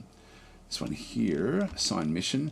This one here wants to go and build at Argon and Caslon. I'm going to say yes. Even though it's only 9% Caslon, it's still fuel.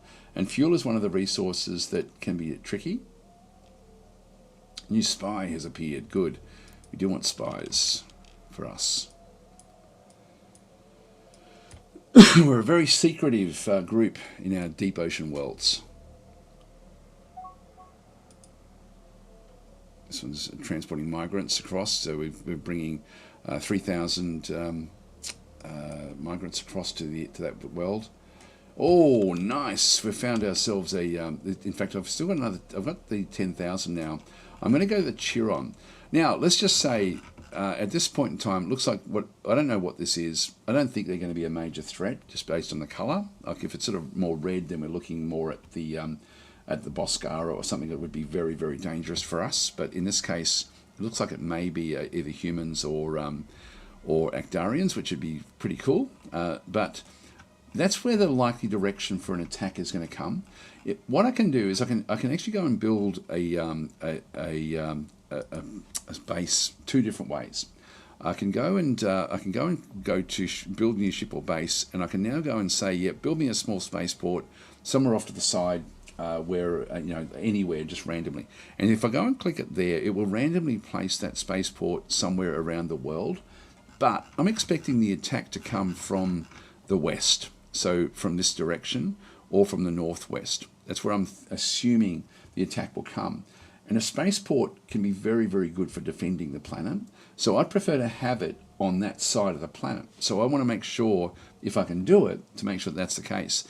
Now, that's one way of building it, is to just go into the world and click on the build and actually build it this way. Now, the benefit of doing it this way is that I can go for the smaller hull and actually just spend the 10,000 to get what I need. I do have the 14,000, I've got 17,000, so I've got more than enough to build the next version up. The next version up, whatever the biggest of them will be, I can do that through the right-click menu. So if I go and select the forest moon itself, so I've got the actual world selected, and if I just go across and click right, do a long right click, the long right click will give you a different menu every time, no matter what you've got selected. If I do a long right click through here, you'll see there that it's saying you can build the small spaceport here for 1,400. I can't do the cheap one, but I can do the expensive one. So build that spaceport at that location. I then get it in the direction that I want. So this then is positioning it where I'm assuming that attacks will come. And so that will then be just another layer of protection. So that's just one way of manipulating where things will be in the game, rather than just relying on the random placement. So that will then be placed, and so we've now sort of spent our money. It will then build, using the resources that it actually has at the world, and then that will just give us more development there on the world as well. So we'll just go that way. Mining station. I'm going to decline that one as well, just until I find polymer. This is, let's just see where this one actually is. So we've got a location here with the, and we can actually build. This is, yeah, so it is this particular one. Oh, we can't afford to build the research station just yet. We definitely want to get research stations, and I might just talk a little bit about that one, and that's inside our borders, which is fine. We can't build it in other borders unless we're at war with them. That's okay, and we'll dismiss that one, but try to remember that we have to come back for that one. The game will want to do that anyway. Oh, and there's another one as well. So we're finding good research areas, actually, which is great. And what these do, I might just talk a little bit about the way that research does work. So if we have a look at the research, this is our research tab. What we end up having, I'll just pause while we do this. We've got the we've got 2 areas with research in them. We're doing 19 research at Lille Spaceport and at Feroci.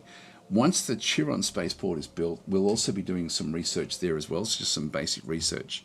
You can see down through there, we're only allowing one concurrent project, which is just the hyperdrive technology.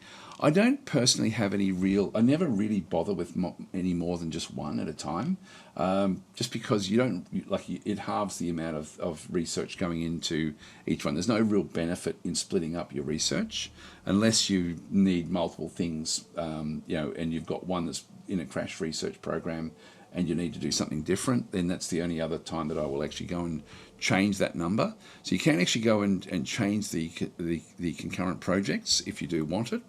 But you can see that we've got maximum potential research is 55. So your empires, and the tooltips in the game are very good. They do explain things. So your empire's maximum potential research from the population at your colonies and the labs at your research stations. This includes all research bonuses from research locations. Note that this value may be higher for some research projects where more specific research bonuses apply, but this is our maximum potential is 55. And so, but you can see through there that, what have we got? We've got 38, essentially, is what we actually have. The actual research output, though, is 46. So the Empire's actual research points available to research projects. This is the maximum potential research modified by your Empire's research funding level. Increasing your research funding will utilise more of your maximum potential research. So what does that mean? What that means is, we do actually we've got a little bit of extra cash that we've been putting into research.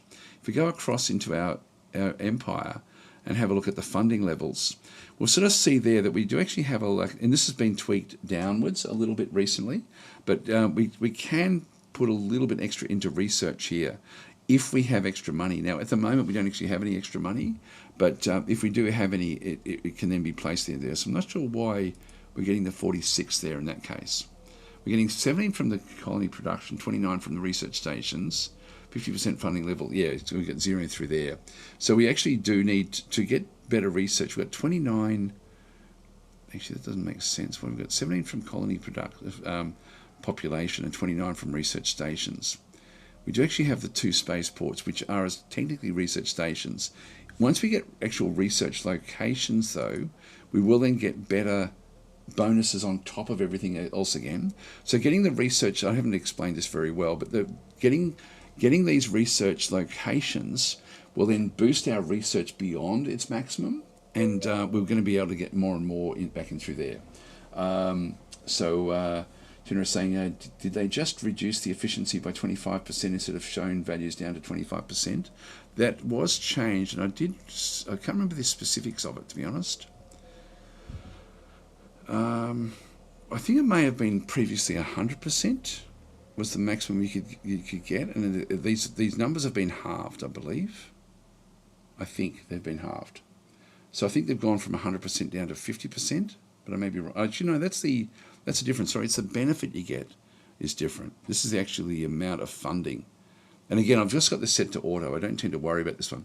So it's 50-50 at the moment, but this can be switched across into a different way, but I think that the bonus you get from it has been halved from what it was prior, but I may be wrong about that one. So Eric's saying we kept the cost of bonus research funding the same, but it only contributes 25% extra research now. Yeah, okay.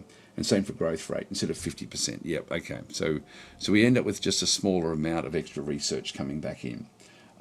Eric has also said before, answering another question, Falcons had said, do populations have a demand for resources apart from a demand resource for shipbuilding? And Eric said yes, populations require construction resources at a steady rate, depending on the amount of the population, to maintain maximum population growth rate. They also demand luxury resources to achieve maximum development and other bonuses, which has a huge effect on your economy. Some luxury resources also add other bonuses, and some factions have specifically favoured resources that give them a bit of an extra bonus. Yeah, so let's actually talk about that as well, because that's actually really important. See, that's something, again, I've just learned something new. I didn't realise that they actually used up construction resources. I wasn't really aware of that. So I'm learning things as we go as well, which is great. If we have a look at Chiron, because we were looking at it before, let's just have a look at Chiron as an example, because this is not a fully developed planet. And so what we end up having through here is we've got the, we had a look there at the resource shortages. There's things now coming back through. Carbonite, you can see, has gone up. Its requirement has gone up from what it was prior. Certain things it does actually have. When it goes down beyond those, it then actually has the luxury resources. This will only show the luxury resources that we're aware of and that we've got control of.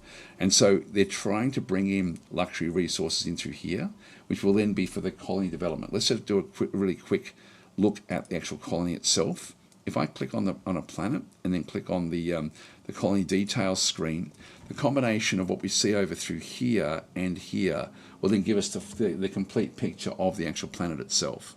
So what we end up having through here is we end up with a, where should we start? We'll start with, this is the planet itself. So this is Alexis, which is a forest planet.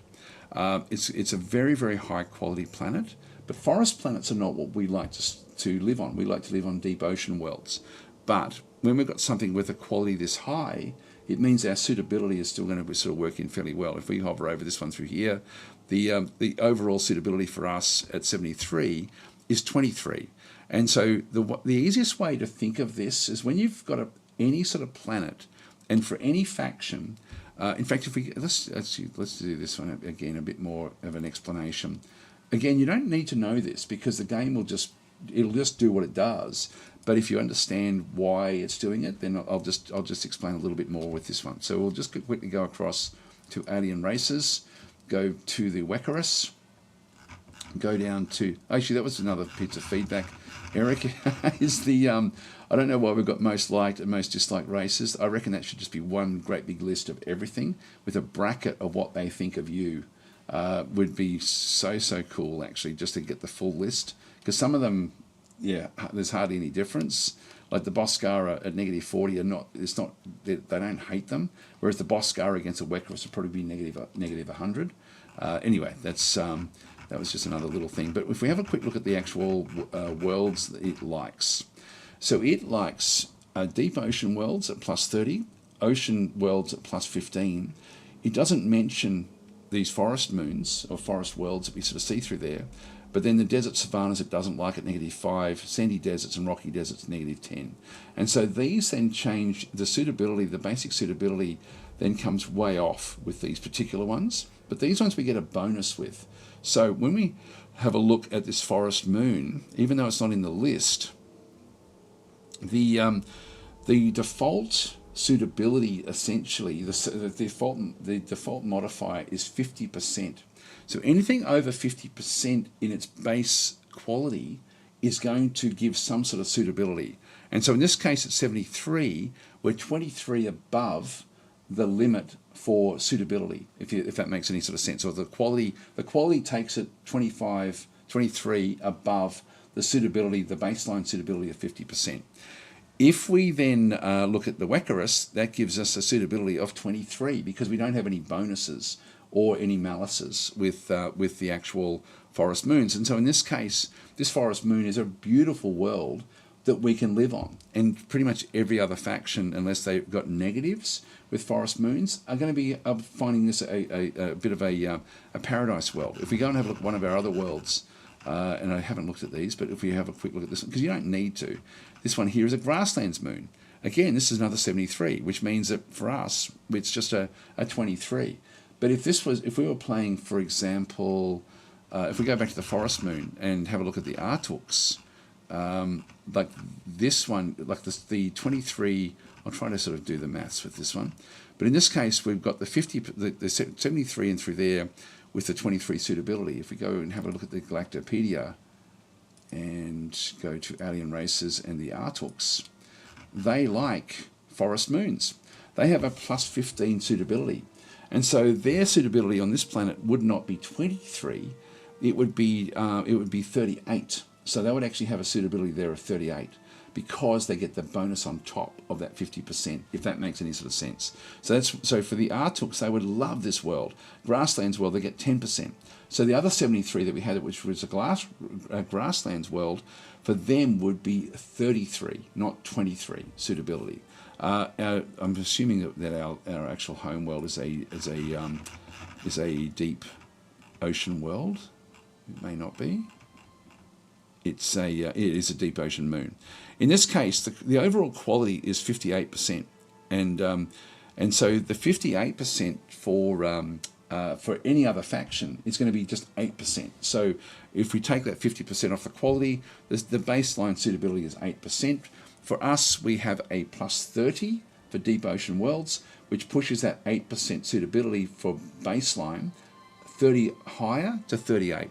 And so this is highly, highly suitable for us. The Actarians would also find this one suitable. If I go back into the Galactopedia, have a quick look at these, not space creatures, the alien races, Actarians, or even the Quamino, these are all going to be, these are like ocean and deep ocean 25. So ours is 30, theirs is 25 for the Quamino, which is also an aquatic. They have deep ocean of 15. So for them, they get a plus 15 on top of that amount. There we go. The Keterov rule returns, says Eric. People are asking about the Keterov. My favourite are the Securans and the Kydians, actually. The Kydians, I keep on forgetting about the Kydians. I love them in Distant Worlds 1. So I'm hoping the Kydians make a return at some point. Anyway, Chiron. Let's just go back to Chiron and just do the quick look at the actual planet itself. So with this particular moon, this is Alexis, which is a forest moon. We've gone through the suitability. Let's just go back up through here. So the quality is the overall planet quality. Again, doesn't really matter much in terms of the actual colony itself. It's the suitability is really the important thing. If you're under 20% suitability, you're going to be paying extra. Like essentially your people then need help to be able to settle on a world. So the closer you go down between 20 and 0, the more you're going to be paying in maintenance, in support costs. You can see through here over this side, we've got support costs in through here of 1,000. Every planet will have about 1,000 if your suitability is over 20. If it's under 20, it's going to cost you more and more and more, depending on how unsuitable it actually is. The maximum population we can have on this world is 2.6 billion. So and we've only got like 300 odd, we've got 400 million on the planet. So we've got a lot of potential growth on this world. So we can build this one up a fair amount. So our current population, we've got 400 million. And so we're well and truly under half, and half is an important number. So at 1.3 billion, we can then start to see other things will then sort of change a little bit. And the Kydians will also return, says Eric. Thank you, Eric. So that's the maximum. The development on the planet is 56%. Now, the development, as we have a look down back over through here, we can then sort of see that we end up with a few different things that pop in for the actual development of the planet itself. And so we're getting 26% from the base population in through here, and we're getting 29% from resources. When you see luxury resources, there's often a development bonus that it gets. And that's what we're looking at through here. So getting luxury resources to your worlds is very important for the development level of the planet, which then impacts the amount of money that they make. So essentially the development is, the more developed a world is, the more resources they will generate. The approval, you'll see there is we've got plus 19 approval in through here. So if we go back to our home world, in fact, if I just go back and turn on the colonies as an example, oops, where are we? There. So I can just do it here with Lille as well. So Lille, you'll see the approval rate is only 5% here. The development is high. We've got high development, but low approval. Whereas on Chiron, we've got much higher approval. The growth rate that we actually have for the population, you can see there we've got a population growth rate here of plus 2.5, plus 2.4. And so we're growing pretty strongly because they're happy. If we go back to Lille, which has got like a maximum population of 4.5 billion, but the current population of 3 billion, and so we're over the halfway mark. In this case, our growth rate is only 2.2 because we're not as happy as the other world. But what we end up doing is we end up with a higher tax rate. So the happiness the game tries to keep the happiness for the developed worlds, for the bigger worlds, at plus 5. So it's enough to keep them happy-ish, but it manages that through taxation. So if we have a look through the list of things that makes them happy, so they enjoy living at their empire's capital, they have a reasonable level of development. The more luxury resources we bring in, the higher that development goes in, the higher the happiness goes, the more we can then tax them. And so when we have a look down, we have very high corruption, which reduces our happiness by -9, and our current tax rate is too high, -21. So it manages that plus 5 through taxation. If we go back to Alexis and have a bit of a look through there, we'll see that the taxation is 0%. We're not taxing this group at all. We're not taking any money out of this world. And the reason for that is we want the growth rate to go up, because we want them to get more and more population, which means that we don't actually tax this world. And so this is a net drain on our group. Just going back through it, so the other world, the Feroci world of 724, we've got an approval rate there of about 20%, so we can afford to tax these guys slightly. So we're getting 4% taxation out of them. So how's that one work? If we go back to Alexis, in fact, if we go to Feroci, that's probably a bit more interesting. So development here is 60%, again, because of we've got a little bit of with the population, and then we're also the resources, the same 29% from the same luxury resources that are coming into the world. The revenue that it generates, so the population is then generating through development, etc., a total revenue of 7,000. We're losing some through corruption. Now, corruption is a factor of distance, but also the faction you're playing, the government type that you're playing. All these things have a bearing on your corruption. We will be wanting to try to correct this, so we end up with more money. So the corruption then gets taken off the bottom line, and so the base revenue of the planet is 5,000. Then we have the tax revenue, 4% of 5,000 is 207. That goes into what we can spend. That goes into our cash flow up through here. So we end up with the cash coming in that way through the revenue coming from the taxation. So hardly anything on this world. And then we've got the support costs. So this is what it costs us to keep the colony going. So we're making 200 and it's costing us 1,000. So our net tax revenue is nearly -800 because of that amount. So it's costing us 800 per. This is why don't go crazy trying to settle new worlds. All you're going to be doing is just getting a drain. So we've got a drain there because we're trying to grow this particular world. We have a drain here of -1,000. We're not taking any tax at all. So we've got a total drain of nearly -1,800 every year. And we do have an income here of 6,000 at Lille because bigger world, better revenue. They're making 60,000. 37% comes out of that through corruption, which is very high. We're going to have to correct that. And then the base revenue of 37,000. So this is actually what the population has to spend.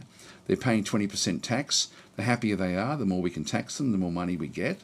And so the gross tax revenue of 7,000 comes in. Support costs, in this case, we're paying a little bit more. So you can see there that as populations go up higher as well, the support cost does go up a little bit. So over the 50%. So population above 50% of maximum, which is what we are. So that's why we're paying 1,300. But that minus this, we're still making good money. So if we're trying to, let's just say, for example, that we get hit by a plague on this particular world. The plagues mainly affect, well, they can affect population growth, they can affect population amounts, but they also affect the happiness. So the happiness is essentially taxation. So think in terms of happiness equals taxation, which means if we get hit by a plague, we may only be able to tax at 15%, which means that our actual revenue is going to come down fairly substantially. So plagues mean a big drop in money when they do actually hit. But also, if you run out of luxuries, your revenue goes down, which means that your money goes down. So there's a lot of factors that impact how much money you make. The more different luxury resources you can bring into a world, the more developed it's going to be, and the more money it's going to then make, which means the more taxation you get. So you don't have to worry about the money, but if you're aware of how it works, this is why it targets trying to build mining stations around luxury resources and trying to get as many different luxuries into the world as it possibly can get, because that then does lead to this much bigger numbers. Now, if we end up with something like Caribbean spice or one of those sorts of resources, if we go and have a quick look at the resources, like there's heaps of resources in the game. So if we have a look at, say, Caribbean spice, this is a super luxury resource. This gives us a colony development of plus 22%, and colony happiness of 15%, along with research. But imagine having Caribbean spice on this world. Our colony development would dramatically go up. So we'd end up generating a lot more revenue anyway. And we'd end up with another 15% taxation we'd be able to throw on top. We'd be able to tax at 35%, which is dramatically high. So this is why getting these super luxuries is so important. This is why when you do find them, to control them for your own worlds is worth going to war over. So the luxury resources, the big luxury resources, make a massive difference. Anyway, that's a bit of a quick dive into the various ways that colonies sort of then end up working with the way that works. I haven't covered everything, but it's everything ties in just beautifully in this game. And again, put your head into the mindset you're playing a simulation, and all you're really doing is just touching some little areas of the simulation. So Kurosami is saying TLDR, luxury resources are great for colonies. It's all important, but the luxury resources ultimately, so here we go, we've got a discovery, new resource. So what this one is, and I'm using mods to color code the different resources. So in this case, we've discovered a new resource called Grura in the Drake system. So at Grura. And so this is Vofura scent. It's an intoxicating perfume. It doesn't matter what it actually is so much. And so these are found in the hydrocarbon lakes and carbonaceous worlds. And so in this particular one, if we go to show me, it will then be on that particular world. If I just go to show me, this is it through here. This is and so it's just discovered, excuse me, this luxury resource. We already had a mining station here, and we've got a survey that's also surveying this particular moon. Excuse me. So it's got up to the 15 already, and or 16 now, with the location bonus. And so it now has found this particular scent, but there's still something else here as well. And so this one is going to give, when we get this particular Vofula scent back to one of our colonies, it's just going to bump our development up by 4%. And so each of the different luxuries that we find around the place will end up having different bonuses. Like this, there's Leo. It's actually in our home system, that particular one. So we end up with, and you can see there's still a lot of stuff we have to discover in these. These are all the yellows, so we do need to sort of find more and more of these. But anyway, that's we'll find more and more of these luxuries over time, and then bring them back to our home world. That's sort of how that one does work. The spice must flow, says Moleman. Yes, it must indeed. So Kurosami saying, yep, starting a galactic war over the Caribbean spice is worth it. More Dib would approve, yes. So if we do find it, we can then sort of go and do things. By the way, now with the Shakturi expansions and things, we now actually here we go. So this is exactly what we wanted. I'll just pause this one. So we've discovered a new resource at Grura in the Drake system. The same moon. If we just go back into this one again. So Grura has now gone from 16 to 18 because of that survey ship here. This survey ship is now just finished. It's now going to be jumping away. The away team have done what we needed. They've actually now found polymer. So we now have a source of polymer. It's in our home system, which means we're going to be able to easily control it. So we now have a viable game. At this point in time, we now have all of the different resources that we require. And so, and to find it right here, great. We've actually got exactly what we want. So, so we discovered this one because it was set to be triggered at well, somewhere between 16 and 18. So it'll either be 17 or 18 was what we had there. And so polymer is now with an abundance of 10%. But we do actually now have a source of polymer really close to our home world. In fact, around the same gas giant as our home world. And so what will end up happening through here is this mining station will now just start to mine it. And so it's now just started to mine the polymer. If I unpause the game, we'll sort of see over time it's just mining away based on the mining rate. So it's got like lots of carbonite, lots of polymer, along with Wekkarus. And so you can see the miners operating through there. And there will be there will eventually be different shuttles that will then move across. So that's moving to a different mining station. They will eventually get there. Anyway, they'll start to now bring the mining, this particular mine back to this starport. And again, we don't control any of that. So, guys saying, hi, is there a giveaway? No, there's no giveaway today. I do have giveaways for when I am doing DasTactic, though, for next week. So I do have giveaways, and I probably will give away more than one, actually, next week. I might do a two game giveaway for next week.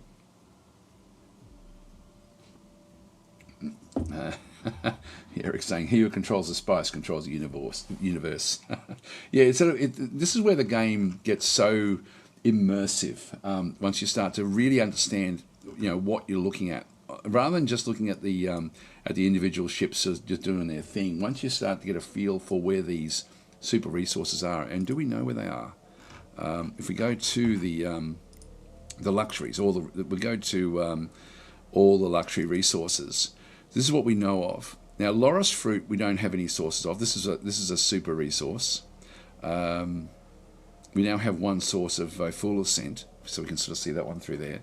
So this is the production shortage, showing what we actually want. As we sort of come back down through the there's three special ones. Caribbean spice, we don't have any sources of that yet, and Zentabia fluid, we don't know any of these yet.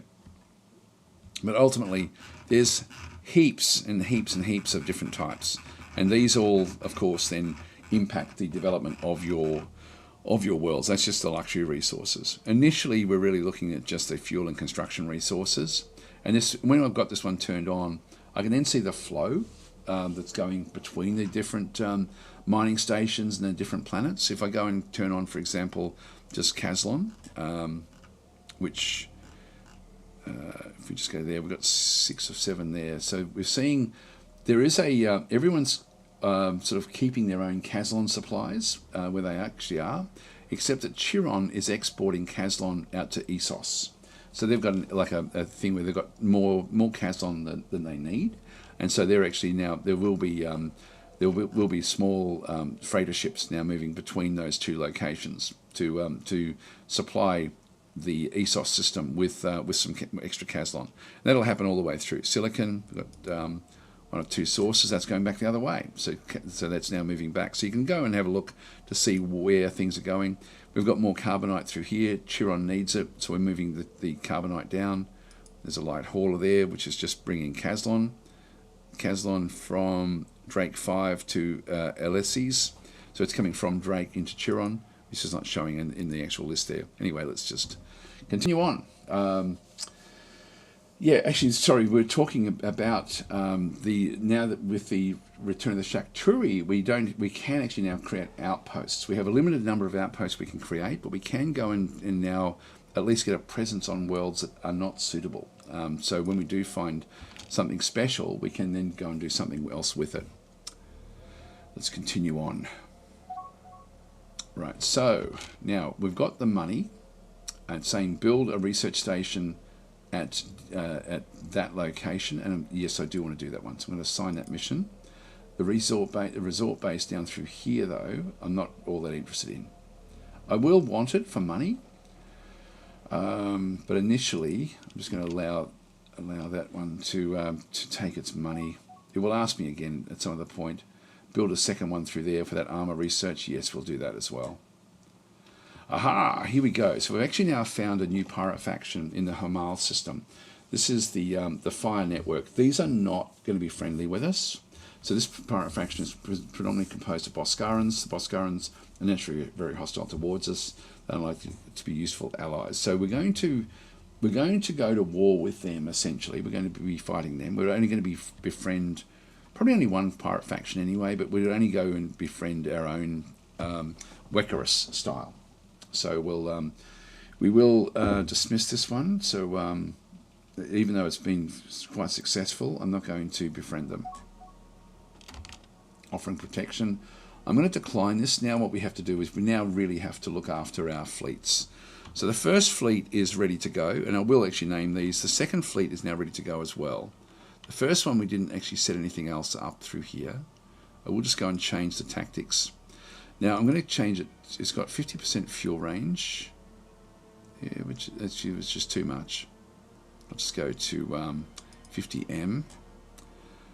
This is set to manual, by the way, so I'll set this one back to auto as well.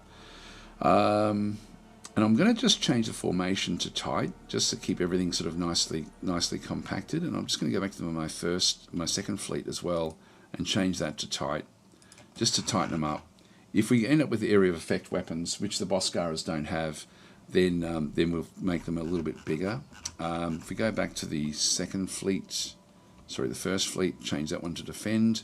That way we'll end up with a bit of a combination across both of these. I will need another fleet, so I've only got 12,000, and I will need to name my ships. So what we'll end up doing here now is we'll go back to the fleet, to the military. And again, it's so much easier, guys, to manage your fleets through the template system rather than doing it all manually. I know I get comments from people saying it's just overwhelming to try to manage different fleets and putting different ships in, and the compositions are all over the place. Just do it through this one system, just through the military tab and then the fleet templates. This is your best friend when it comes to controlling your fleets. So we've already designed our defense fleet. I'm just going to go in and build a new defense fleet and I'll build this one at Lille as well, Lille Spaceport. The reason I choose spaceports over planets is it's a bit faster to build usually, so because they've got other construction yards. We've run out of money, but we have got the start of 2 of them coming through. 2 of the frigates are being built. Just go control group number 3 for that one eventually. So over time, because it's using the fleet template of a defense fleet, I can then just top up with the fleet with ships when I can afford it. So as we get more money, I'll just keep on topping it up. And I think 3 fleets will be enough initially until we have to go and take out the pirate station. But we will need to attack the pirates because they're going to be raiding into different areas in our world, like around our worlds. They're going to have better tech than us, but with our wave beams, we're going to be able to do a lot of damage. So it will be interesting to sort of see how we go with them. Looks like they're over here to start with, the Mighty Hunter. So they've got a pirate ship which has come in. In fact, they've got a fair few. Wow, that's a lot of pirate ships that have all come in at once. So it's going to be difficult. We're going to have to sort of micromanage how we deal with this pirate group. This is a powerful pirate group. We're sort of seeing through here. With these number of ships, what we'll need to do is we'll need to try to take out, like essentially one ship at a time, and then run away. And so it means we're going to be sort of attacked in different ways. Now this first mining station has got it's got Hexadorum plus Cassote. So these are different luxuries. A luxury and a construction resource. Nothing we can do about that. So that's going to become a problem. Let's have a look back at our worlds. So if our worlds get raided by these guys, we've only got one Guardian Brigade here at the moment, and so I want to be building more of these as well. So I'm just going to go across. I can't afford to do anything else, actually, unfortunately. I would have liked to have built a troop cloning facility. We need about 5 troops to stop the pirates, unless we can stop them in space. But with that number, it's just not going to happen. So that's going to be a bit of an issue. Anyway, let's just get those. We better start naming these ships as well, by the way, because we're now going to be going into combat. So I'll just go back to my original list. So I've got my my DasDemption queue out through here. Now some of these were we had an explorer there for Red Star. I didn't set one up in here. I'll just go and I'll honour these ones from yesterday as well. Just go and move it slightly off so I can just go and grab it. So this will be the Red Star. All right. Next one that we have is the okay, so that one can be taken off. Orangutan's Forest Sanctuary. Well, that probably doesn't apply. I'll just call it a Orangutan's Library in this case. So just one of our frigates. So if I just go back now, in terms of moving the ships around, if I just press number 1, I can bring up this one through here. So I'll just make this one into Orangutan's Library. So these are the DasDemptions. If their ships, if these ships get destroyed, the essentially orangutans will then be banned for half an hour. Then we have this one here is from Beowulf, and the easiest way for me to go back is just to press the back arrow and just go to the next one. So the Beowulf. Actually, was the Beowulf? The Beowulf was actually, both of those were killed. Oh, look, it doesn't matter. It doesn't matter. Well, I'll still honour them anyway. They were both killed yesterday. So that one's good done. The next one is von Schweinhut, which is going to be an admiral. We don't have an admiral yet. In fact, von Schweinhut's admiral did suffer, so I will claim that one. Mad Menon was for a spy. We do have one spy. I'll grab that character. So we'll just go over to our spies. This will be Mad Menon.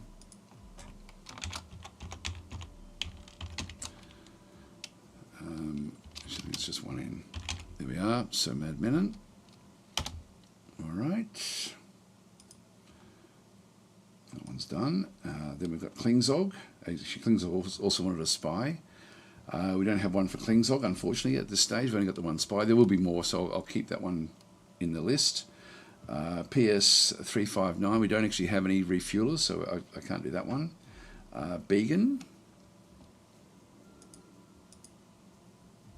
Let's go back out. And the first fleet, this will be the Began. All right. One's done. Korosami. Now, that was a general. Okay, we don't have any generals yet, so we'll leave that one through there. Another fuel tanker for Tenru, which we don't actually have yet. So I won't pop that one in. Then we've got, so Zaradin, so, and Castanar, and Beowulf we've already done. So I'll redeem you back, Beowulf, because we've already just named yours. So Zaradin, this will be in the second fleet.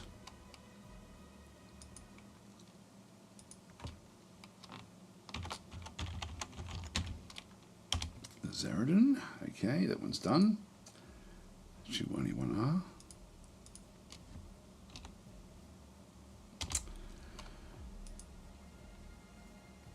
R. And then finally, Castanar will be the last one in the second fleet.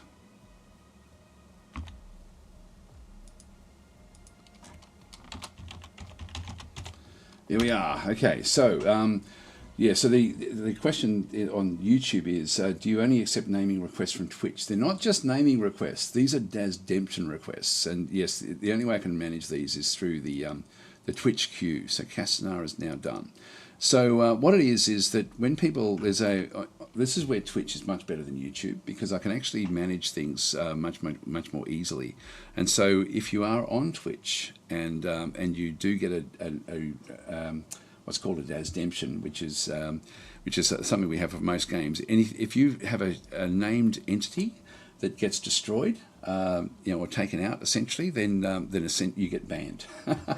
So that way you guys have skin in the game, but it's only through Twitch. So I'll just move that one off the screen, and then for when others do come. So if you are on Twitch, just use your points. You do actually have viewing points through that one. So yeah, the only way of doing that, I can't ban like the same way with Twitch. With Twitch, like it literally is. All I need to do here is if I just go into my Twitch list, and there's battle mode, a very, very likely candidate for banning. So if let's just say I have battle mode that I want to be banning, I just can click on his name and just go 30 minutes. It's that easy, but it's also got the whole management system. I won't ban battle mode today, but he does deserve it. He always deserves it. So, but anyway, it's just a really easy. Do it, I dare you, says battle mode. I won't do it. So it's just a fun way of you guys having some skin in the game with the actual ships themselves. So anyway, those two fleets have now got, and now that we've got pirates we're going to be fighting, there will be some potential problems. But anyway, we'll see how we go. So we'll just keep on moving. Assign mission. So in this case, the second defense mission to investigate reported threats. Yeah, let's do it. Let's just go and do it. So the second fleet, this is inside their automatic area to defend, and so they know that there's pirates out here. They're going to be gone by the time these guys arrive. But anyway, let's just still let them go off and do it. So this is the Zaradin and the Castanar, along with one more ship yet to be named. So. So Korosami saying, I'm sure General Korosami will be a ruthless and effective strategist. Yes, when he comes eventually. But in this case, we're going to send it off. Now, once we start fighting, we may get an admiral. So we'll see how we go. Just unpause. If we can catch any of these ships, I'll then go through and do a bit of a deep dive as to how the game works in terms of combat. Because this is so much better than Distant Worlds 1. Here we go, the Humble Slug. So the Humble Slug is going to be our third. I'm not going to bother naming the escorts, but the frigates are big enough. So we'll name these. Now we do also have the third fleet, which is also going to have some naming rights in there as well. Yeah, so the Alpha's mining system is now under attack by these pirates. There's heaps of them. So they're probably going to be gone by the time we get there, unfortunately. These are accepting a treaty. This is a non-aggression treaty. At the moment, we're paying them about 1,500 of our cash per year just to be friendly with them. When they offer us a non-aggression treaty, it means that we've solidified our relationship with them to the point where we no longer pay them, but we have a good relationship with the pirates. I'll show you what I mean. If we go into diplomacy, we're aware of humans back over through here. So this is we've got humans up through there, the Human Coalition Republic. They're displeased with us, but that's sort of rusting away. It's becoming slightly more positive. The pirate relations with us. The Fire Network is displeased with us. As we start to attack their ships, that will become much, much more negative. But for the Sinister Buccaneers, we've actually got a good relationship with them at 5. And so, and at the moment, we're paying protection money to them. You can see their protection agreement, 125 credits per month, is being sort of sent to them. This one here is, we've got neutral as a strategy with them, but we do want to destroy them ultimately. But we'll manage that one just manually. So in this case, the where is it? We're just going to accept a treaty, and so that treaty is now accepted. That's under attack. I'll just dismiss that one. And then we do actually have, I will actually now assign these missions. Now that we've got all of our building resources, I'm just going to change some of the automation settings now in the game as well, just so I don't have to think about it. I'm just going to go across to policy, which is where we do the automation. And I'm just going to go down to the bases. So base construction. At the moment, it's making suggestions. But I'm now thinking, yeah, every time you think of a base to build, just go and build it. I now have the resources. So yes, just automate base building. So that will be something that the AI now looks after for me. I don't have to worry about it.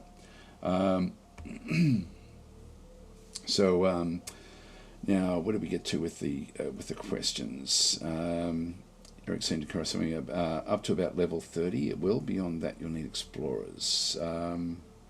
That must have been a question about how things work, but I'm not sure where that actually goes. What the question was. Oh, okay. So corresponding saying I thought it was my automated explorers that were doing it. Didn't realise it was my mining stations. Yeah, it's really cool that the mining stations and things actually do their own exploration as well. I really do like that one. So Eric's saying if you want it explored more quickly, dedicated exploration would be necessary. Yes. Yeah. So it's great the way the game works now. It's it feels so much more realistic in that sort of sense. All battle modes taken. Is that the last? No, we've got the new fleet, haven't we? The second fleet is full. The third fleet, which is just under construction. So the Majestic Rampage will be the battle mode. All right, so this is a fleet that we need to get more money to build this particular fleet up. All right, let's unpause.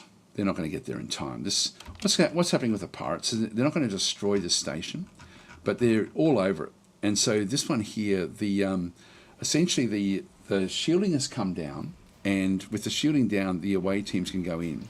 They've got 1,476 pirates, Boscaran pirates, crawling through the station.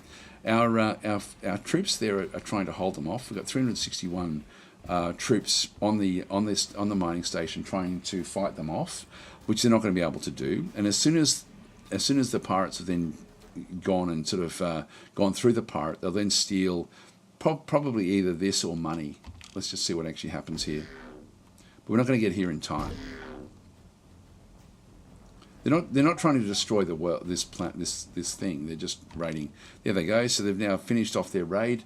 The Fire Network has raided our base at Alpha's mining station and looted 1,165 credits. So we do have to stop them from doing this because we need the money to be able to build up our own stuff. So we'll just leave that one where that is, and then they'll just disappear. One thing that might be interesting is to see if we can gauge where they're going. And they're all lining up, so they're jumping out. Unknown mission, we don't know where they're going, but they'll be heading home. Like their fuel is down to half. So what we can have a bit of a look at is where are they heading off to? If I press the tab key, I can actually then go and lay this down and actually line up directly behind a ship and just to see where it ends up going. So let's just watch this ship here.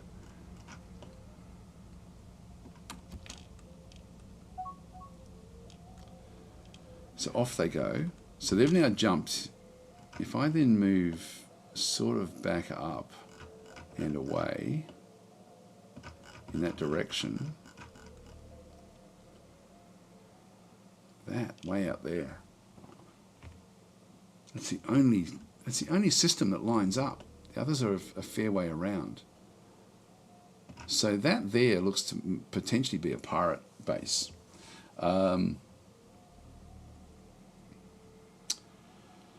Yeah, okay, so we've discovered hidden items. Yeah, there's more scenery.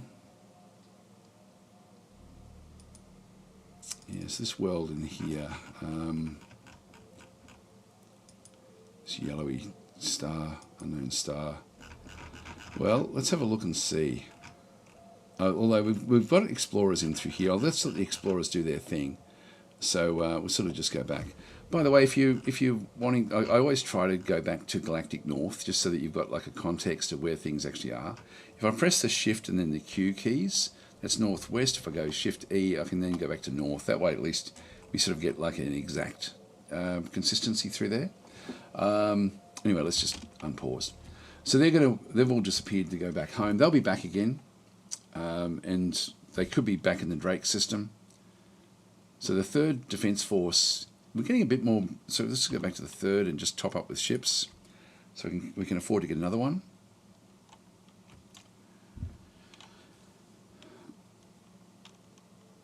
Yeah, so Falcon's saying, I find that when pirates loot, they will take credits and resources worth more than the 1,500 a year. The trouble is if you give in to them, they then become stronger and stronger as well. And then if you do want to get rid of them, you've then got to go in with a big fleet. So new mining station completed. Yep, that's okay. Discovery at Drake.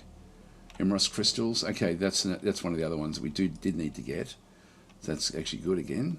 And this is giving us 5% colony development and also income as well. So Tabraki granite. All right, that's good. So they're moving off away from the system. We do have explorers that are now moving further out. They'll eventually find what's there. for the third, and just keep on topping up with ships. Just need one more ship. And 3 fleets will be enough, I think, to deal with the pirate threat initially. Looks like they're a long way away, if that's their home world.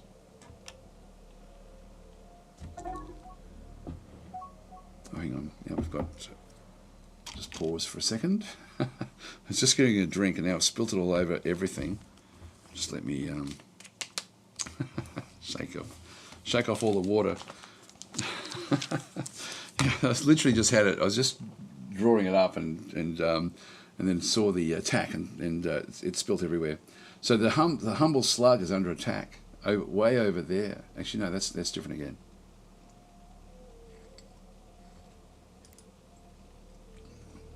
Okay, we've got the 7% colony development. That's really good, actually.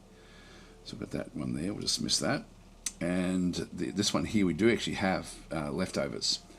So we've got leftovers. Let's go and have a look and see. We'll just do a bit of a deep dive into the way that combat works. So we've actually come into this system. For whatever reason, our fleet is split up. And so we've got the Zaradin in through there. We've got the Castanar there and the Humble Slug. So all of the frigates have stayed out through here. This is the second fleet. Now there's other ships over through here as well. And I don't know what they were doing. They're moving back into attack. They're trying to jump back in. So there's a cooldown for jumping, and so they may be coming in very, very soon. These other ships are right on top of this particular ship. And so the Zaradin is the closest one.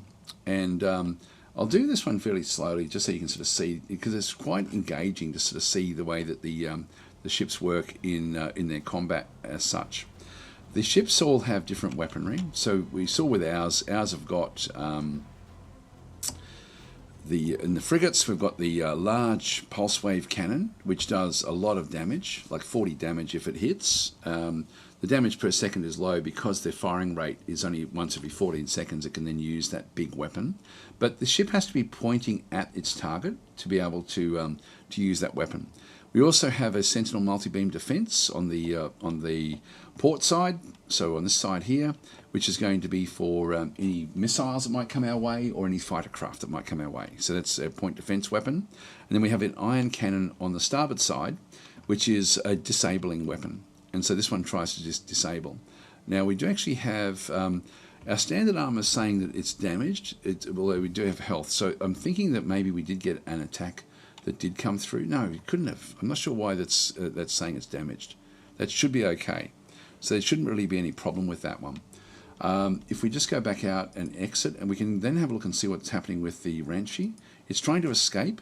This one's actually already taken immediate damage from our ships. So even before we started to get this message here about the Humble Slug, it's under attack by the Mighty Hunter, which is that one there.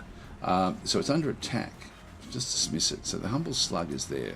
Humble Slug took a bit of damage. You can see through here that the shielding is actually okay, but the armor got hit. And if we then have a look at the, you can see down through there, we've got an engine was damaged and a defense was damaged. Now we know that the armor was damaged because of the hit that came into it, but one of the engines also got smacked. And so if we have a look inside the actual ship itself, one of the proton engines is down to 89% health.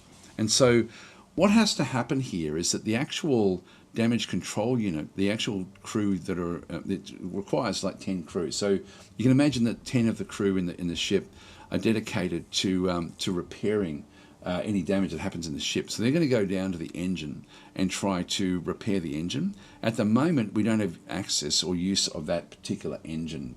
So this one will be traveling slower than the other frigates. So the Humble Slug will be sort of traveling a little bit slower. The standard armor did take a little bit of damage. It's also at 89%. So to try to figure out what's actually happened through there, we know that this thing has actually has been fired upon and has actually taken a lot of damage itself. We can see through there that one of its sensors has been destroyed. 2 weapons have been damaged. One defense has also been damaged as well. But if we have a look and open it up and see what it's actually got, all of its weapons are now out. So this one's down to 24% health with the plasma blaster. And you can see there, as we look at the plasma blaster itself, the plasma blaster is a Boscara unique weapon. And this one's a little bit like ours, where it's got an armor bypass. This one's got a 30% armor bypass. If it can get past the shields and then past the and then hits the armor, a percentage of it will actually bleed through into the internals of the ship and do damage inside the ship. In our case, it's actually hit the armor, and a portion has gone through and damaged the engine. So on the Humble Slug. So that's why the Humble Slug is struggling a little bit. For us, though, we've actually been able to do damage to the Plasma Blaster now. It's out of action. It's got a Sentinel multi-beam defense as well, which is now out of action. Its armor is down to 55% because the armor is now taking damage. The short-range sensor array has been completely destroyed. And so different things have come through here. If we go back and have a look at the... like you can see there with the Plasma Blaster, which is the only thing that could have actually hit the Humble Slug, it doesn't have anything to do with shielding. You can see there, it should have just hit the shield and then gone through it, and the damage should have been on the shield, not on the internals of the ship, of the Humble Slug. So the Plasma Blaster is what we're looking at through there. Go back to the Humble Slug, and we then sort of see that the shielding was actually not impacted at all. So whereas what we'd expect to happen is that for the shields to actually take the damage initially until they drain away, and then it'll hit the armor and bleed through to the internals. So something has happened there, and the reason for that is that the shielding that we have, we've got early model shields, these deflection shield generators, and you can see through there that there's a shield penetration chance of 20%, and if that happens, 50% of the damage will then bleed through the shields. And so in this case, there's a 1 in 5 chance of an attack going straight through, and this is what's happened here. That Plasma Blaster fired at the Humble Slug. The shields didn't actually stop the attack. They bled straight through the shield. 50% of the damage from the plasma weapon then actually hit the armor of our ship, did some damage to the armor, and 30% of that damage then bled through into the internal of our ship, causing the damage to our engine. So that's actually why the engine is out, like at 89%, and the standard armor has also been dropped a little bit as well. So that's actually what's happened there with that attack before we even got to see it. But it's, as we sort of go through this one, it's now trying to jump. This is now our plasma wave weapon, very, very powerful. And so if we have a look and see what happens here, it's trying to jump away, trying to escape because it's taken too much damage. And so we can't fire back at this point in time. If we can disable it, if the Zaratan may be able to disable it, but we'll see what actually happens through here. So that one hit, they both actually hit this ship and did a lot of damage to it. And so when we have a look at this one, we've now got one of its defenses, one of its sensors is down. Its weapons are still damaged. It does have one weapon that's come back up. Its repair crews have got the Sentinel beam back again. So they've still got that one. So that big wave weapon that we're using didn't do enough to sort of stop it. Now we have a 14-second wait, but we still actually have smaller weapons. The yellow beams that we see there is actually a Sentinel beam. And see how it's coming from that port side of the ship. So it's actually now, it's using that to attack the ship, even though it's a point defense weapon. This one's getting in closer. Let's just see what else happens. There's 2 more plasma waves actually smacking in. One missed, one hit. This one that hit is actually now done even more damage. 2 weapons are now down. One of its engines are down, but it's still got the hyperdrive, so it's still trying to jump. Next one missed as well, so only one of those hit from the Humble Slug.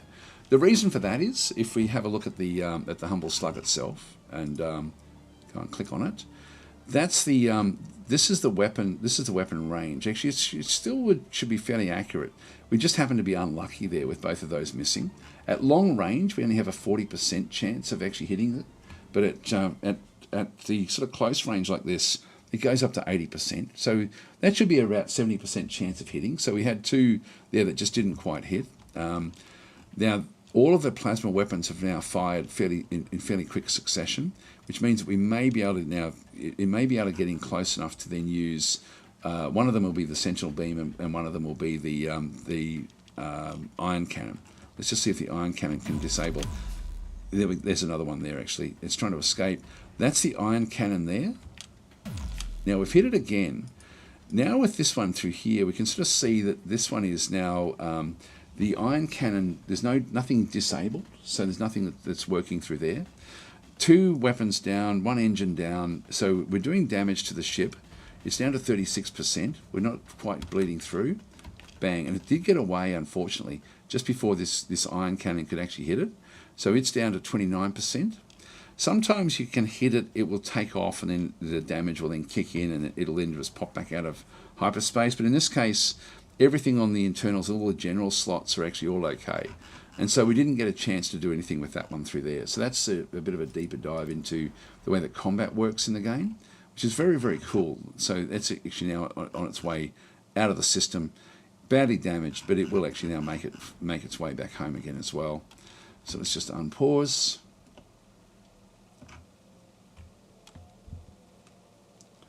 Yeah, so Eric's saying you didn't hit that many components, but you nearly destroyed the hull, which would have caused a kaboom. Yes, so we were a bit unlucky there that we didn't actually get inside the ship, even though we have an armor bypass. So we've got armor bypass, but we weren't doing any actual damage inside the ship.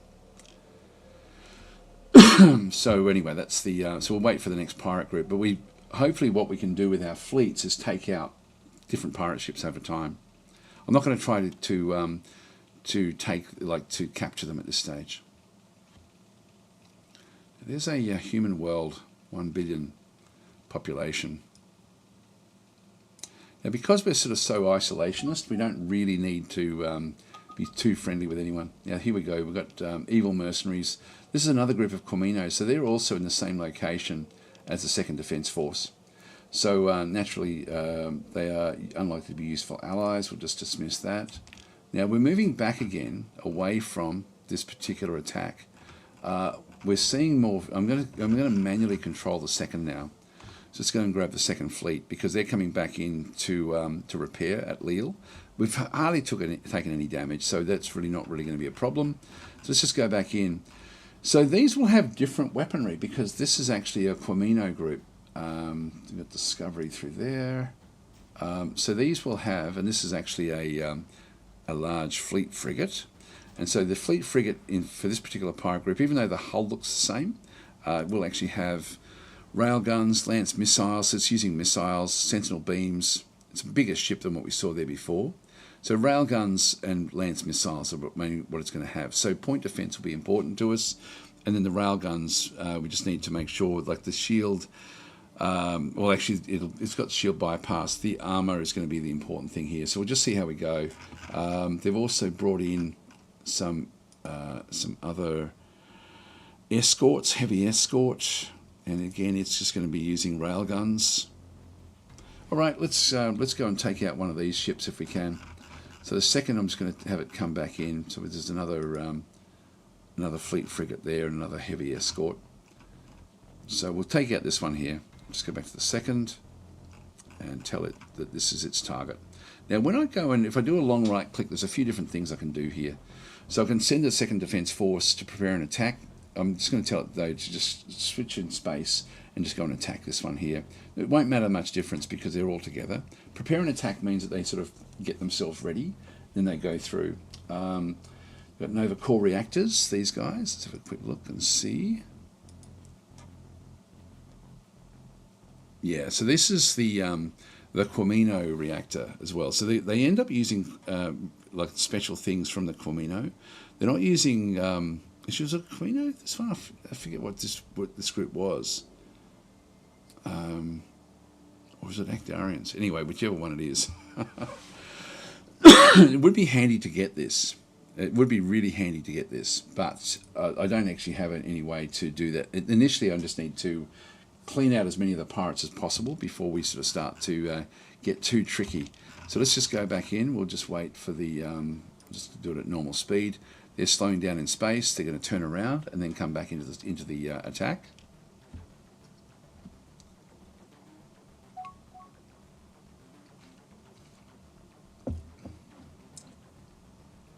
Okay, so Real Chirenko is saying, can someone add logistic repair shipyard to their fleet to assist with repairs? Yeah, and the answer sort of is not really, but there are other things where you can actually get other bonuses. They're still trying to go back into, they're trying to get into their jump. So it's got their cooldown for jump. Here they come.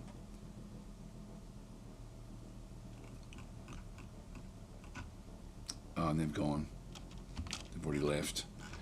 There's nothing much else there. So with the second, I'm just going to go and put them back to a defensive role, and they'll just automatically go off and go back home again. The third, we've got no money, so we can't do anything with those. Star Major saying, I think you can manually control construction ships and repair ships with them. Yes, so that's another thing. If you do end up with ships that you really need to try to go and fix, you can just get construction ships to come out. Oh, here we go. So the frigate. Let's have a look and see. Oh, Ancestors Among Us. Here we go. So the intense stress of combat in the Hamal system has established a strong connection to our ancestral psychic memories. These memories have actually manifested in our dimension, causing a ship from long ago to appear. The Wailing Phantom is now engaged in battle, helping us to defeat our enemies. This is sort of that Cthulhu-ish style that we have from the Wekkarus. This is just purely a Wekkarus thing. We don't expect it to be with us for long, but while it's here, it will fight alongside us. So the Wailing Phantom is right there. This is cool. So we've come into this particular location. There is still a ship here. It's going off to refuel at a different moon. And we did actually have the attack. So the Zaradin actually is, that's the Castanar. There's a Zaradin there. It's taken a bit of damage with whatever's happened in through here. And that'll be a Lance missile, I'm guessing. So we'll just go back to the second again and just go and tell it to go and attack this.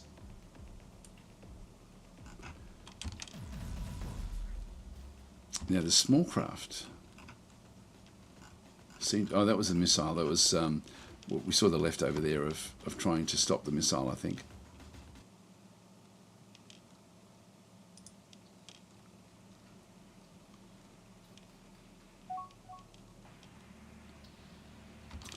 Now there's a Vortikar as well. I'll assign the first to do that one. It was a Vortikar that killed off our other ships yesterday. So dismiss that one. Now it's going to jump before we can get there. Yep, it's gone. Okay, the second, just put them back to defend. Let's go back to the first again. So the first are moving off to attack the Vortikar in the Ephrafa system.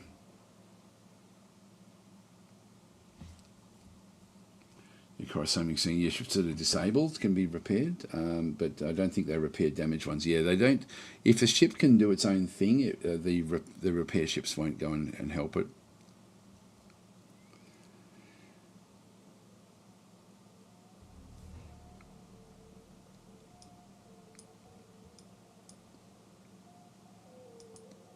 And there goes the ghost ship. It's going off to attack that other ship. It'll disappear though. God, there's some good things that have been added to the game. Like it's so immersive now with these very specific things for each faction. It's such a different game than Distant Worlds 1. Distant Worlds 1 was one of my favourite games of all time. Yeah, you know, but Distant Worlds 2 just surpasses it in every single way. Just a great, great game. Here we go. We've actually now got ourselves a monitoring station way out here. Okay, so this is something that someone will be able to find that one and then pick it up. That would be actually very, very useful to have. We've found the Serenity, the Brisbane Serenity Refuge, which is the Wekkarus. Just missed that one. Now, where's our exploration ships? God, there's nothing close. I would like to take this actually and get this is to get long range scanners here would be awesome. I'm going to come back with this one here. So let's just send it out this way. And I'll just put it back to fully automate once it's done this one. Just want to see if we can actually be the ones that grab this. I don't think it's going to come up with abandoned. Oh, it actually is. Yeah, we need to investigate it first. There we go, got the research station.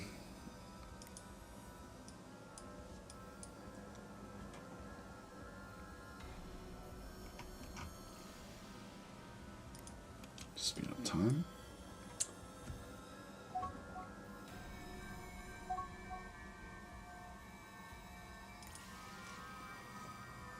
Here we go. New Admiral. This is the first fleet. I'm not sure if the Admiral can get there in time. I might put the Admiral with the second fleet. So I'll just go back to my characters. And we'll just change it from automated to manual. And we'll just go and put it in the 2nd Defence Force. Transfer to that location. There we are. So it's transferring to the Humble Slug, which is the flagship of that particular fleet.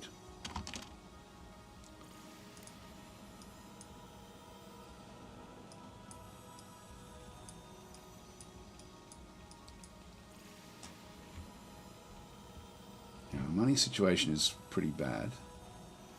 One thing with the again with Distant Worlds 2, it's much more forgiving in terms of the money than what Distant Worlds 1 was. There's different things now impact the money in slightly different ways, and so it's sort of it's things you don't really have to worry too much about, even when it looks fairly negative like this. I mean, you can go crazy and end up. You can see it's just bounced up to 8,000. I will go back to the 3rd and just keep on topping up with that one last ship, just so we end up with a strong fleet there. Here we go. So what's going to happen here? Let's just go back to normal speed. Now the Vorticaurs, they do disable and do all sorts of different things. They've also got like a stealth aspect. They have a 50% countermeasures from its location. So it's attacking the Beacon. So the Beacon is going to be the ship it's going to be attacking in through here. So at the moment everything is A-OK for now.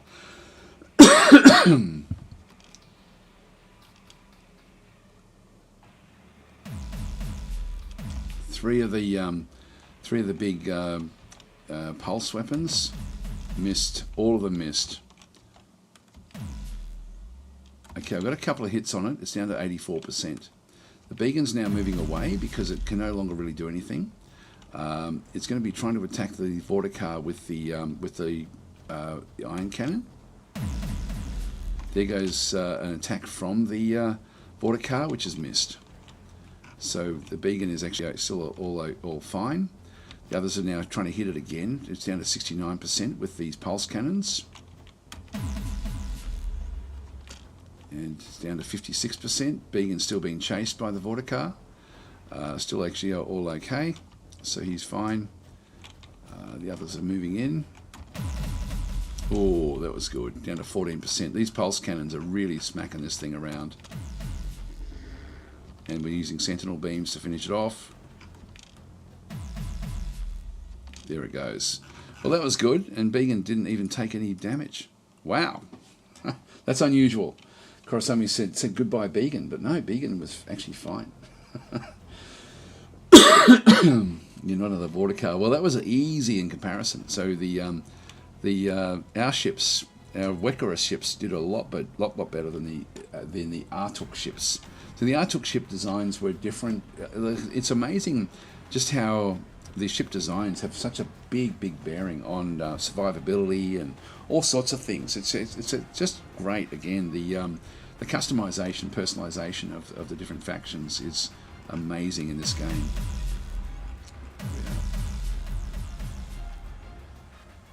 Don't know what they're still firing at, but anyway, that's done and dusted. So the first are now going to go back home again. So they're set to defend. They're just going to go back home. Moving to the Farsoi space station, which is their home base. The second is now back in through here. We will have more pirates to deal with.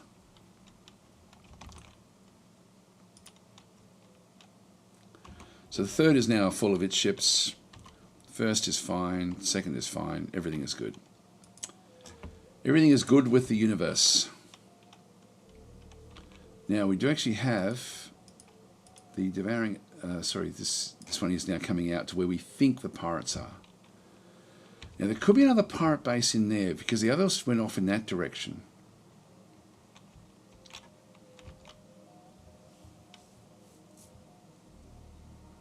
Now, to take out a pirate base, we're going to need to have a much, much bigger fleet.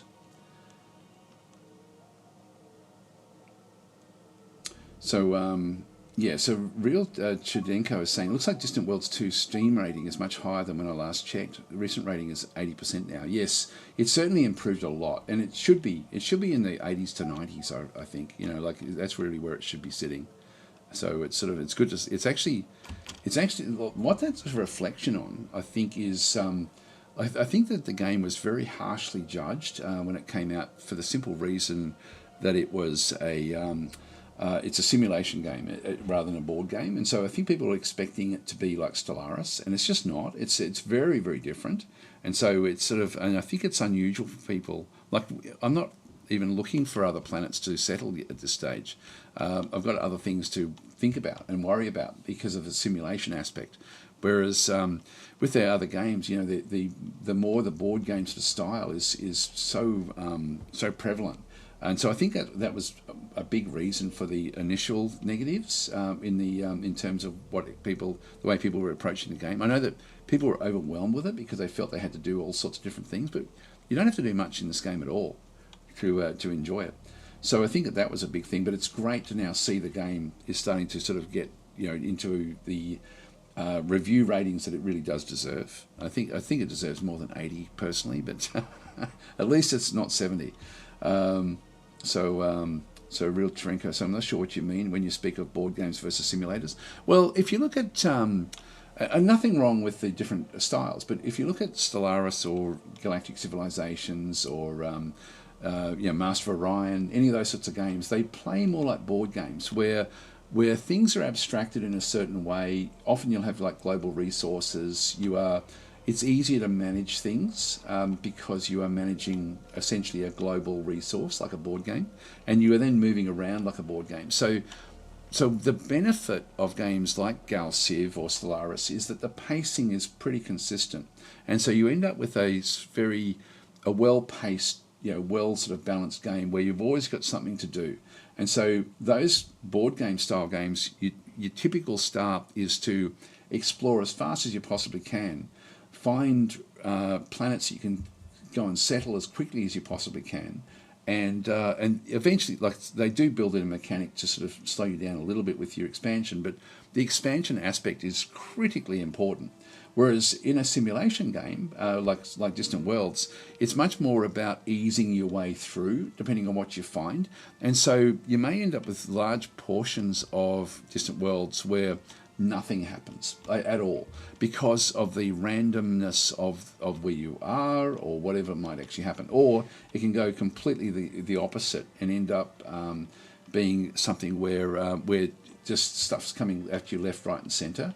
So it's just you know, in my opinion, I've always called Distant Worlds the most beautifully unbalanced space opera that's ever been made, and I still think it is. Like, it really is a space opera because you don't know what you're going to get with Distant Worlds, whereas you sort of know what you're going to get with the other games, and I really do like the aspect that you don't know what you're going to get in this game. So I hope that makes sense. I think you understand now. Yeah, it's for me. It's that whole. It's just so different every time you play Distant Worlds. It's the opportunities are different. Like, if we find a Caribbean spice world somewhere, that's going to change the game. You know, it's things like that. Now, the other games also have aspects like that, but it's much more contrived, like within a board game style system. So Tiny Mutant Squid has redeemed a character or an entity where we do actually have our third fleet. So we've got you've got battle mode. You can be in with battle mode. There we are. So we'll pop you in there. So this will be Tiny Mutant Squid. Oops, Tiny Mutant Squid. There we go. Okay, so we've got the DasTactic in for that one as well. So new mining station completed. If we do find a pirate base, we might see if we can actually maybe combine all three fleets to take it out. New spaceport has finally been completed there, the one that we started building. So we've got reported threats out through here. I will actually allow them, so I'll sign the mission, and we also then have the third fleet to investigate at Parmata. So we'll assign that mission as well. So this is just the automatic system. What I might do is I might actually go and set a base up here, like one of the fleets can actually be operating from here. First fleet is coming back.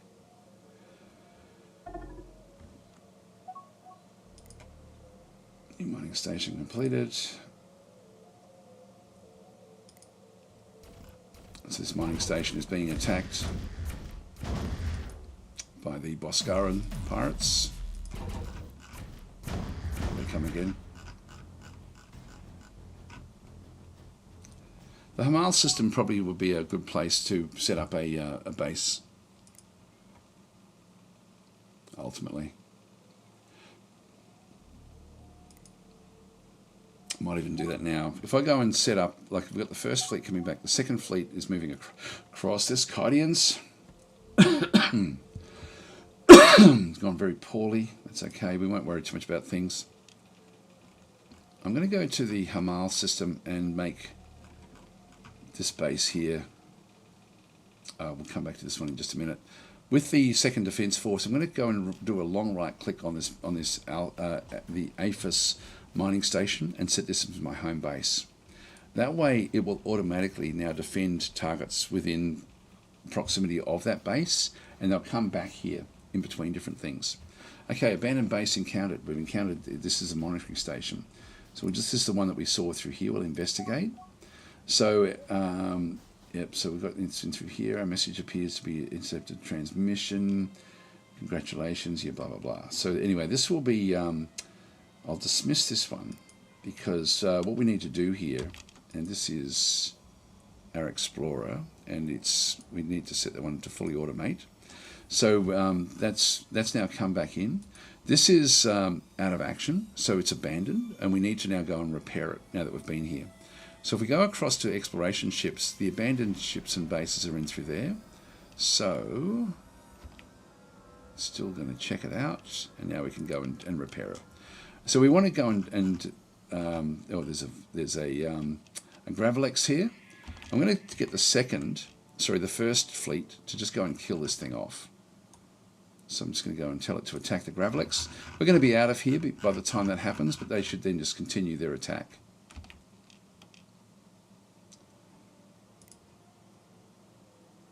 So I'll move back. The other fleets are now moving off.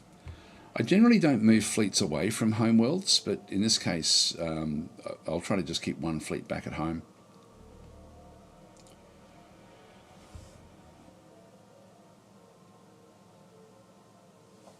So we're going to be too late for this, but by keeping a group at Hamal, we're going to be able to at least react to the pirates that are attacking both Parmentier and Hamal.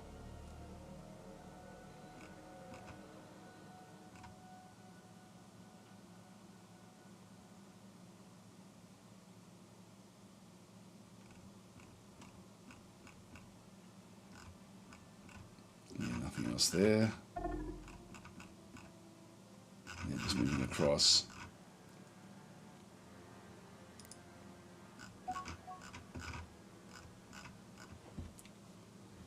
I'll just do their own thing while they're here.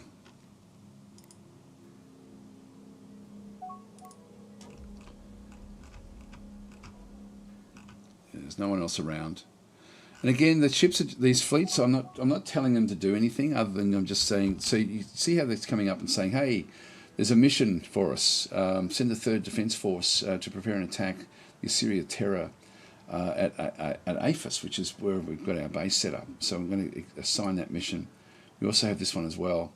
Assign the second defence force to investigate reported threats at Hamal too. We'll assign that one as well. So now we're going to move off. So at the moment we're playing whack-a-mole with the pirates. So you can see there's more ships back in through there. This is interesting actually. While it's paused, you can see through here that we actually have a pirate ship that is in deep space. The Dusseldorf is the design of this one here. So this is a pirate ship that's coming through with pulse wave cannons. Actually, this is actually one of our friendly ones, but it's a friendly pirate, but we're seeing it because this light hauler is close enough for its sensors to pick it up as it went past. And so as it goes past, we'll then lose it, and it's now gone. It's outside the sensor range. And again, this is a big difference between Distant Worlds 2 and Distant Worlds 1. It sort of now has a computing power to really look at things a lot more stringently. So we now actually have this next attack going in. So let's just see if we can catch any of these pirates. But we'll leave a fleet here, right at the Aphis moon.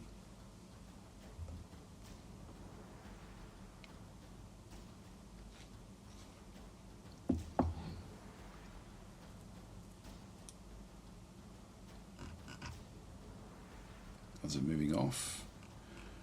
These are still set to automatic. We can see by the graphic in the fleet.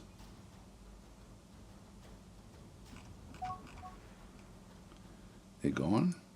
That's already been raided.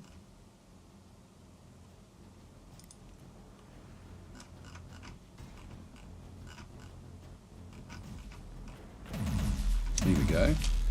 So we've found ourselves another ship. This is a fleet destroyer this time.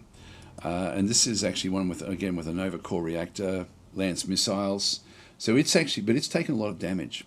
Its engines, one of its engines has been disabled by one of our ion cannons. Its reactor is damaged, which means that it can't fly away from here. So it can't fire up its Jerax hyperdrive. So it can't use the hyperdrive. So it's disabled, and as we sort of come through, our ships will then just rip it apart.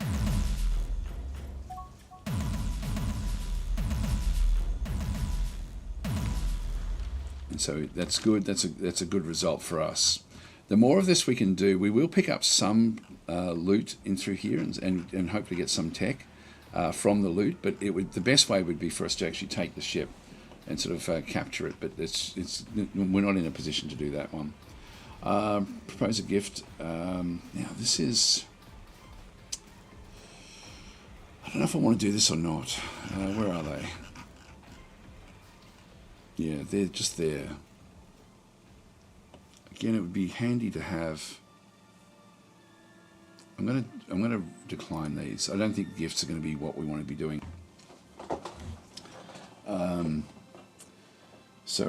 Yeah, Battleman's saying I'm really excited to hear that the incoming Pirate DLC will add to the game. Honestly, it's just ported the gameplay from Distant Worlds Unis over as a carbon copy. That'd be fantastic.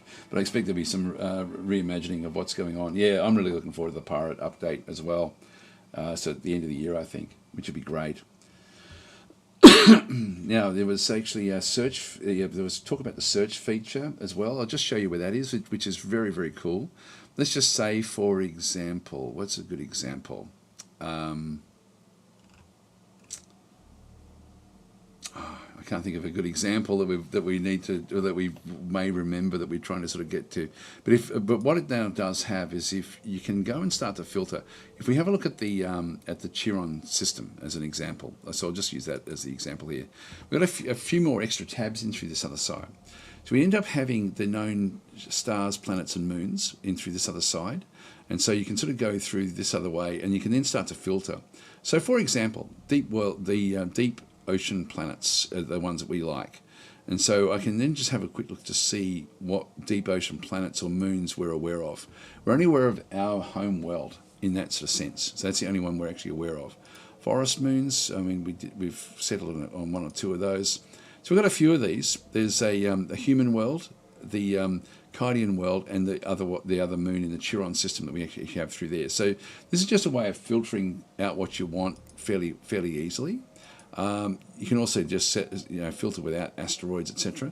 But then you've got the search, and if we start to type in the actual search term of, say, Chiron, it's going to start to then sort of bring things down. It's not just planets; it's also things like spaceports.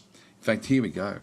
We've actually now found ourselves a spaceport way down over this other location in the Chirikov system. So we're just in the process of discovering that one. Chiron Dawn is under construction, so that's a light hauler. So there's all sorts of stuff, and so even if we find like a ship that we're trying to keep track of, like a pirate ship, if we're aware of where it is, it will then show up in this particular particular search. It's very cool. This is the sort of newish things that are coming in with these new systems, which are awesome. So Eric's saying, thanks, Dad, for the stream. Unfortunately, I have to get some more focused tasks as I log off. Thank you, Eric. Thanks, Eric, for also answering so many questions. It's great, actually, to have that sort of access. So very, very much appreciate it. It's just awesome. So, and the game is just getting better and better and better. And I am glad that I did play the Atuuks. There we go. So we've got a few people thanking Eric as well for his time. It is very, very much appreciated, which is great. Now, this system here, this is an unusual, this one is actually a weird, this spaceport is a weird one. We're going to lose this ship, the Wild Intrigue, once it does get close enough to it, unfortunately. Finding more things. This is sort of like what standard happens here is that it will, once we get close enough to it, it will then trigger and take that ship, but then we can send a second ship out there to go and have a look at it. So and down through here, we didn't find any pirate base there. But we are seeing pirate ships.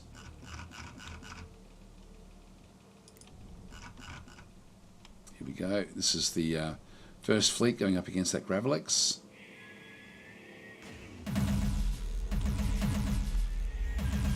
Done. Gee, I tell you what, these ships we've got are very, very good. First fleet, I'm just going to put that one back to defensive role. It's nearly out of fuel. New mining station completed. Actually, was that anything? No, that's the one we're just trying to go and repair. Got that one now done. And research breakthrough. Yeah, so while salvaging a hull section in the Hamal system, we've made the following discovery. So it's given us a research breakthrough in enhanced transport. This is what we want. We want to find tech where we can. It's good. Our border is pushed back in through here.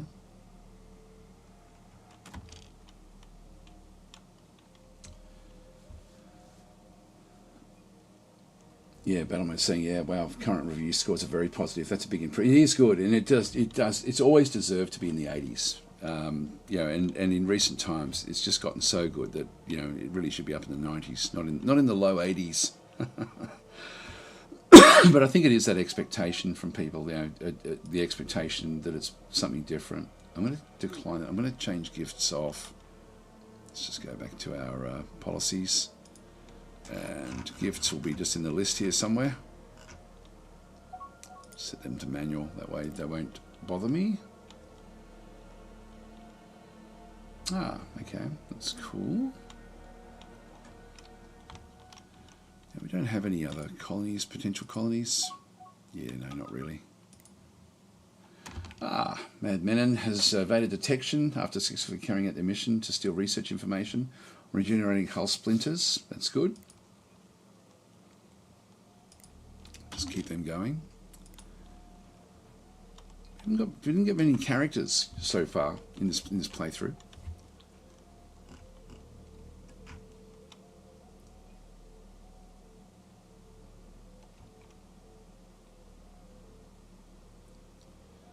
Still thinking we may find the pirates here.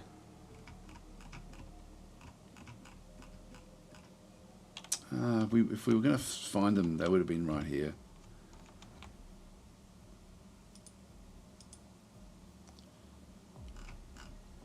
It's trying to escape. What I'll do is I'll send it across, because we do need to get two of them to look at this. And I do want to pick up all this loot.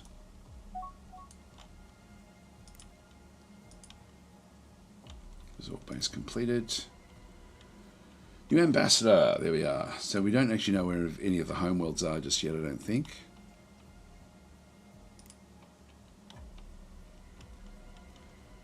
Come back to that one.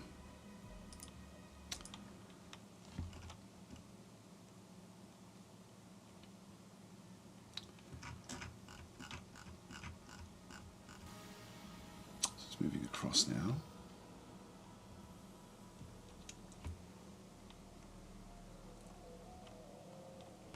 I'm saying it's great to see the devs taking active involvement with the community. Yes, absolutely.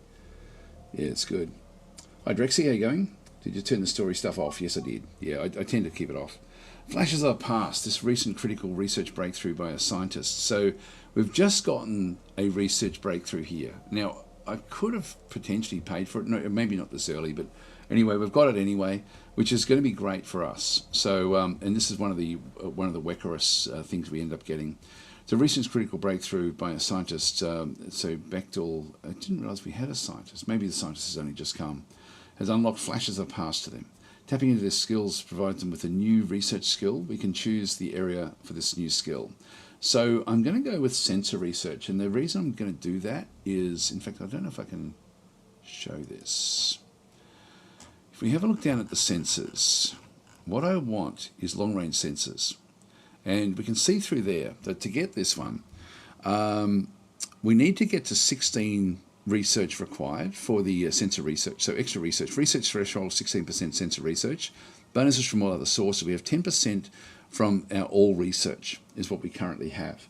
So I need to get up to 16 to be able to get long-range scanners, and I do need long-range scanners. So to get that one, I need to boost my sensor research. So at the moment we're at plus 10. Just exit the research. So I'm going to choose sensor research. And I'll just pause this. So we do actually have the new scientist that has appeared. Just go and dismiss that one. And then we've got the critical research breakthrough in hyperdrive technology. Came at the same time. So have a quick look at the scientist waiting at Lille. So it's only got 3% sensor research, unfortunately. It is a demoralizing character. So I do want to move it away. I'm going to change that one to the Widdershins station. So transfer it out to that particular location. That way he won't upset the other people that are back there. The ambassador, we don't know anything about him. But if we now go and have another look at the sensor research again, we're now going to be at 13. I was saying we still only have 10%, but once he gets that research station, it should then be 13. Oh, so no, probably no. It may actually be keeping him there with that. It may have already tapped. No, it didn't count that because we only just selected it. So that will kick in.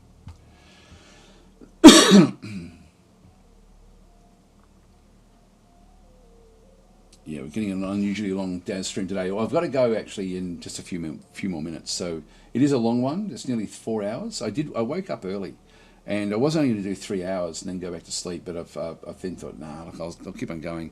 I've got to go to work fairly soon. So I'll start to wind up. Even myself and I are saying I always build every castle mine I can and then base my defence fleet there. Yes, I don't know if I should check that to see if we do have a defence base. A mine operation here. Yeah, there is Caslon there. Yeah, we'll definitely do that. So we've actually based this group in through here, where the attack was coming in, and we didn't find what we thought we'd find here. So we're not actually locating what we need to get to. This thing will disappear straight away. This will be interesting to see this, actually. I've never been in the same system as this, triggering this one here. So we've just lost contact with one of our ships in the Cherkov system. Just prior to losing contact, they sent a message saying that they were discovered a very alien-looking base. So anyway, we dismissed that one. So this one is now controlled by an independence, but this is now free for us to go back in and now double check again. So just move there again. And fully automate. So this one didn't quite trigger it before. Now where's that one going? That one's heading off to do something else. And now we can investigate it. Okay, so it's an abandoned small spaceport. Dismiss.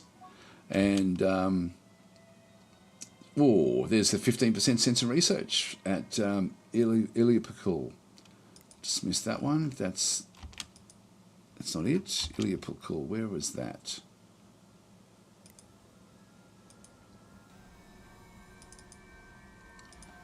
That one there.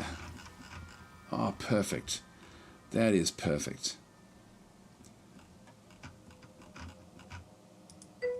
So we've just found that location there. So we can now go into build a research station there. And that's going to get us their long-range scanners. So that's going to work out very, very well. Okay, so Dutov is saying that pirate appearance to have done to the independent indeed for refueling instead of a pirate base, like you hoped. Pirate's appearance to have done to the independent. Did for refueling. I'm not sure we did for it. Oh, this one here, Dido. Yeah, they're going back to refuel there. That's what it is. Yeah, you're right. They're refueling back in this other location. You're exactly right. So, so they're refueling there. They must be even further away. We've got to be close. We've got to be close somewhere in here. So, Boland's saying, did you have your resource icons mod for DasTactic 2 like in DasTactic 1? I am using a resource mod. Somebody else made one very similar to what I'd done for DasTactic 1. So I'm just using that one, which does a great job. It colours the different resources. And so it's sort of colour-coded in a very, very nice way. So yeah, similar to what I'd done in DasTactic 1, but much better than what I did. So I'm sort of really happy with what I've got there. Yes, that one's now come through. Now, there's all this loot in here as well, and they've got no mission, but they are on auto. They're going back for refueling back to that independent as well. We've got a plague outbreak, so this will actually, unfortunately, this will then sort of slow us down a bit. Assign mission. Yep, so we'll just allow those missions to be assigned. So there will be attacks. And I'll do this. We'll do this attack, and then we'll sort of call it quits after this. So we do actually have the assault coming in. Just playing it at fast speed, and it's not going to get away. Our ships are really good. Like, they're super fast, super strong. So I'm extremely happy with the Wekkarus. I think people will really enjoy playing as them. It's very, very cool the way that they sort of operate. What we might just do before we get going is just go back into our construction yards, our build orders, get a few more of those, and a couple of fuel tankers, a couple more construction ships. I think that'll do us. We'll purchase those.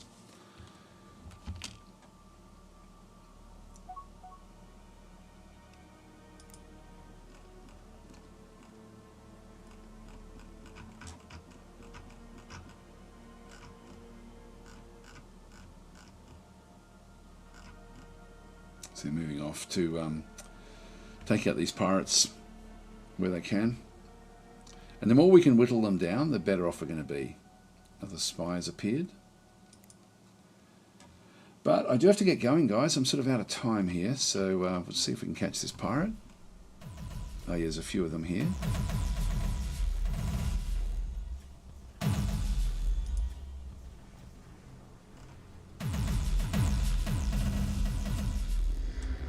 There's one of the ghost ships.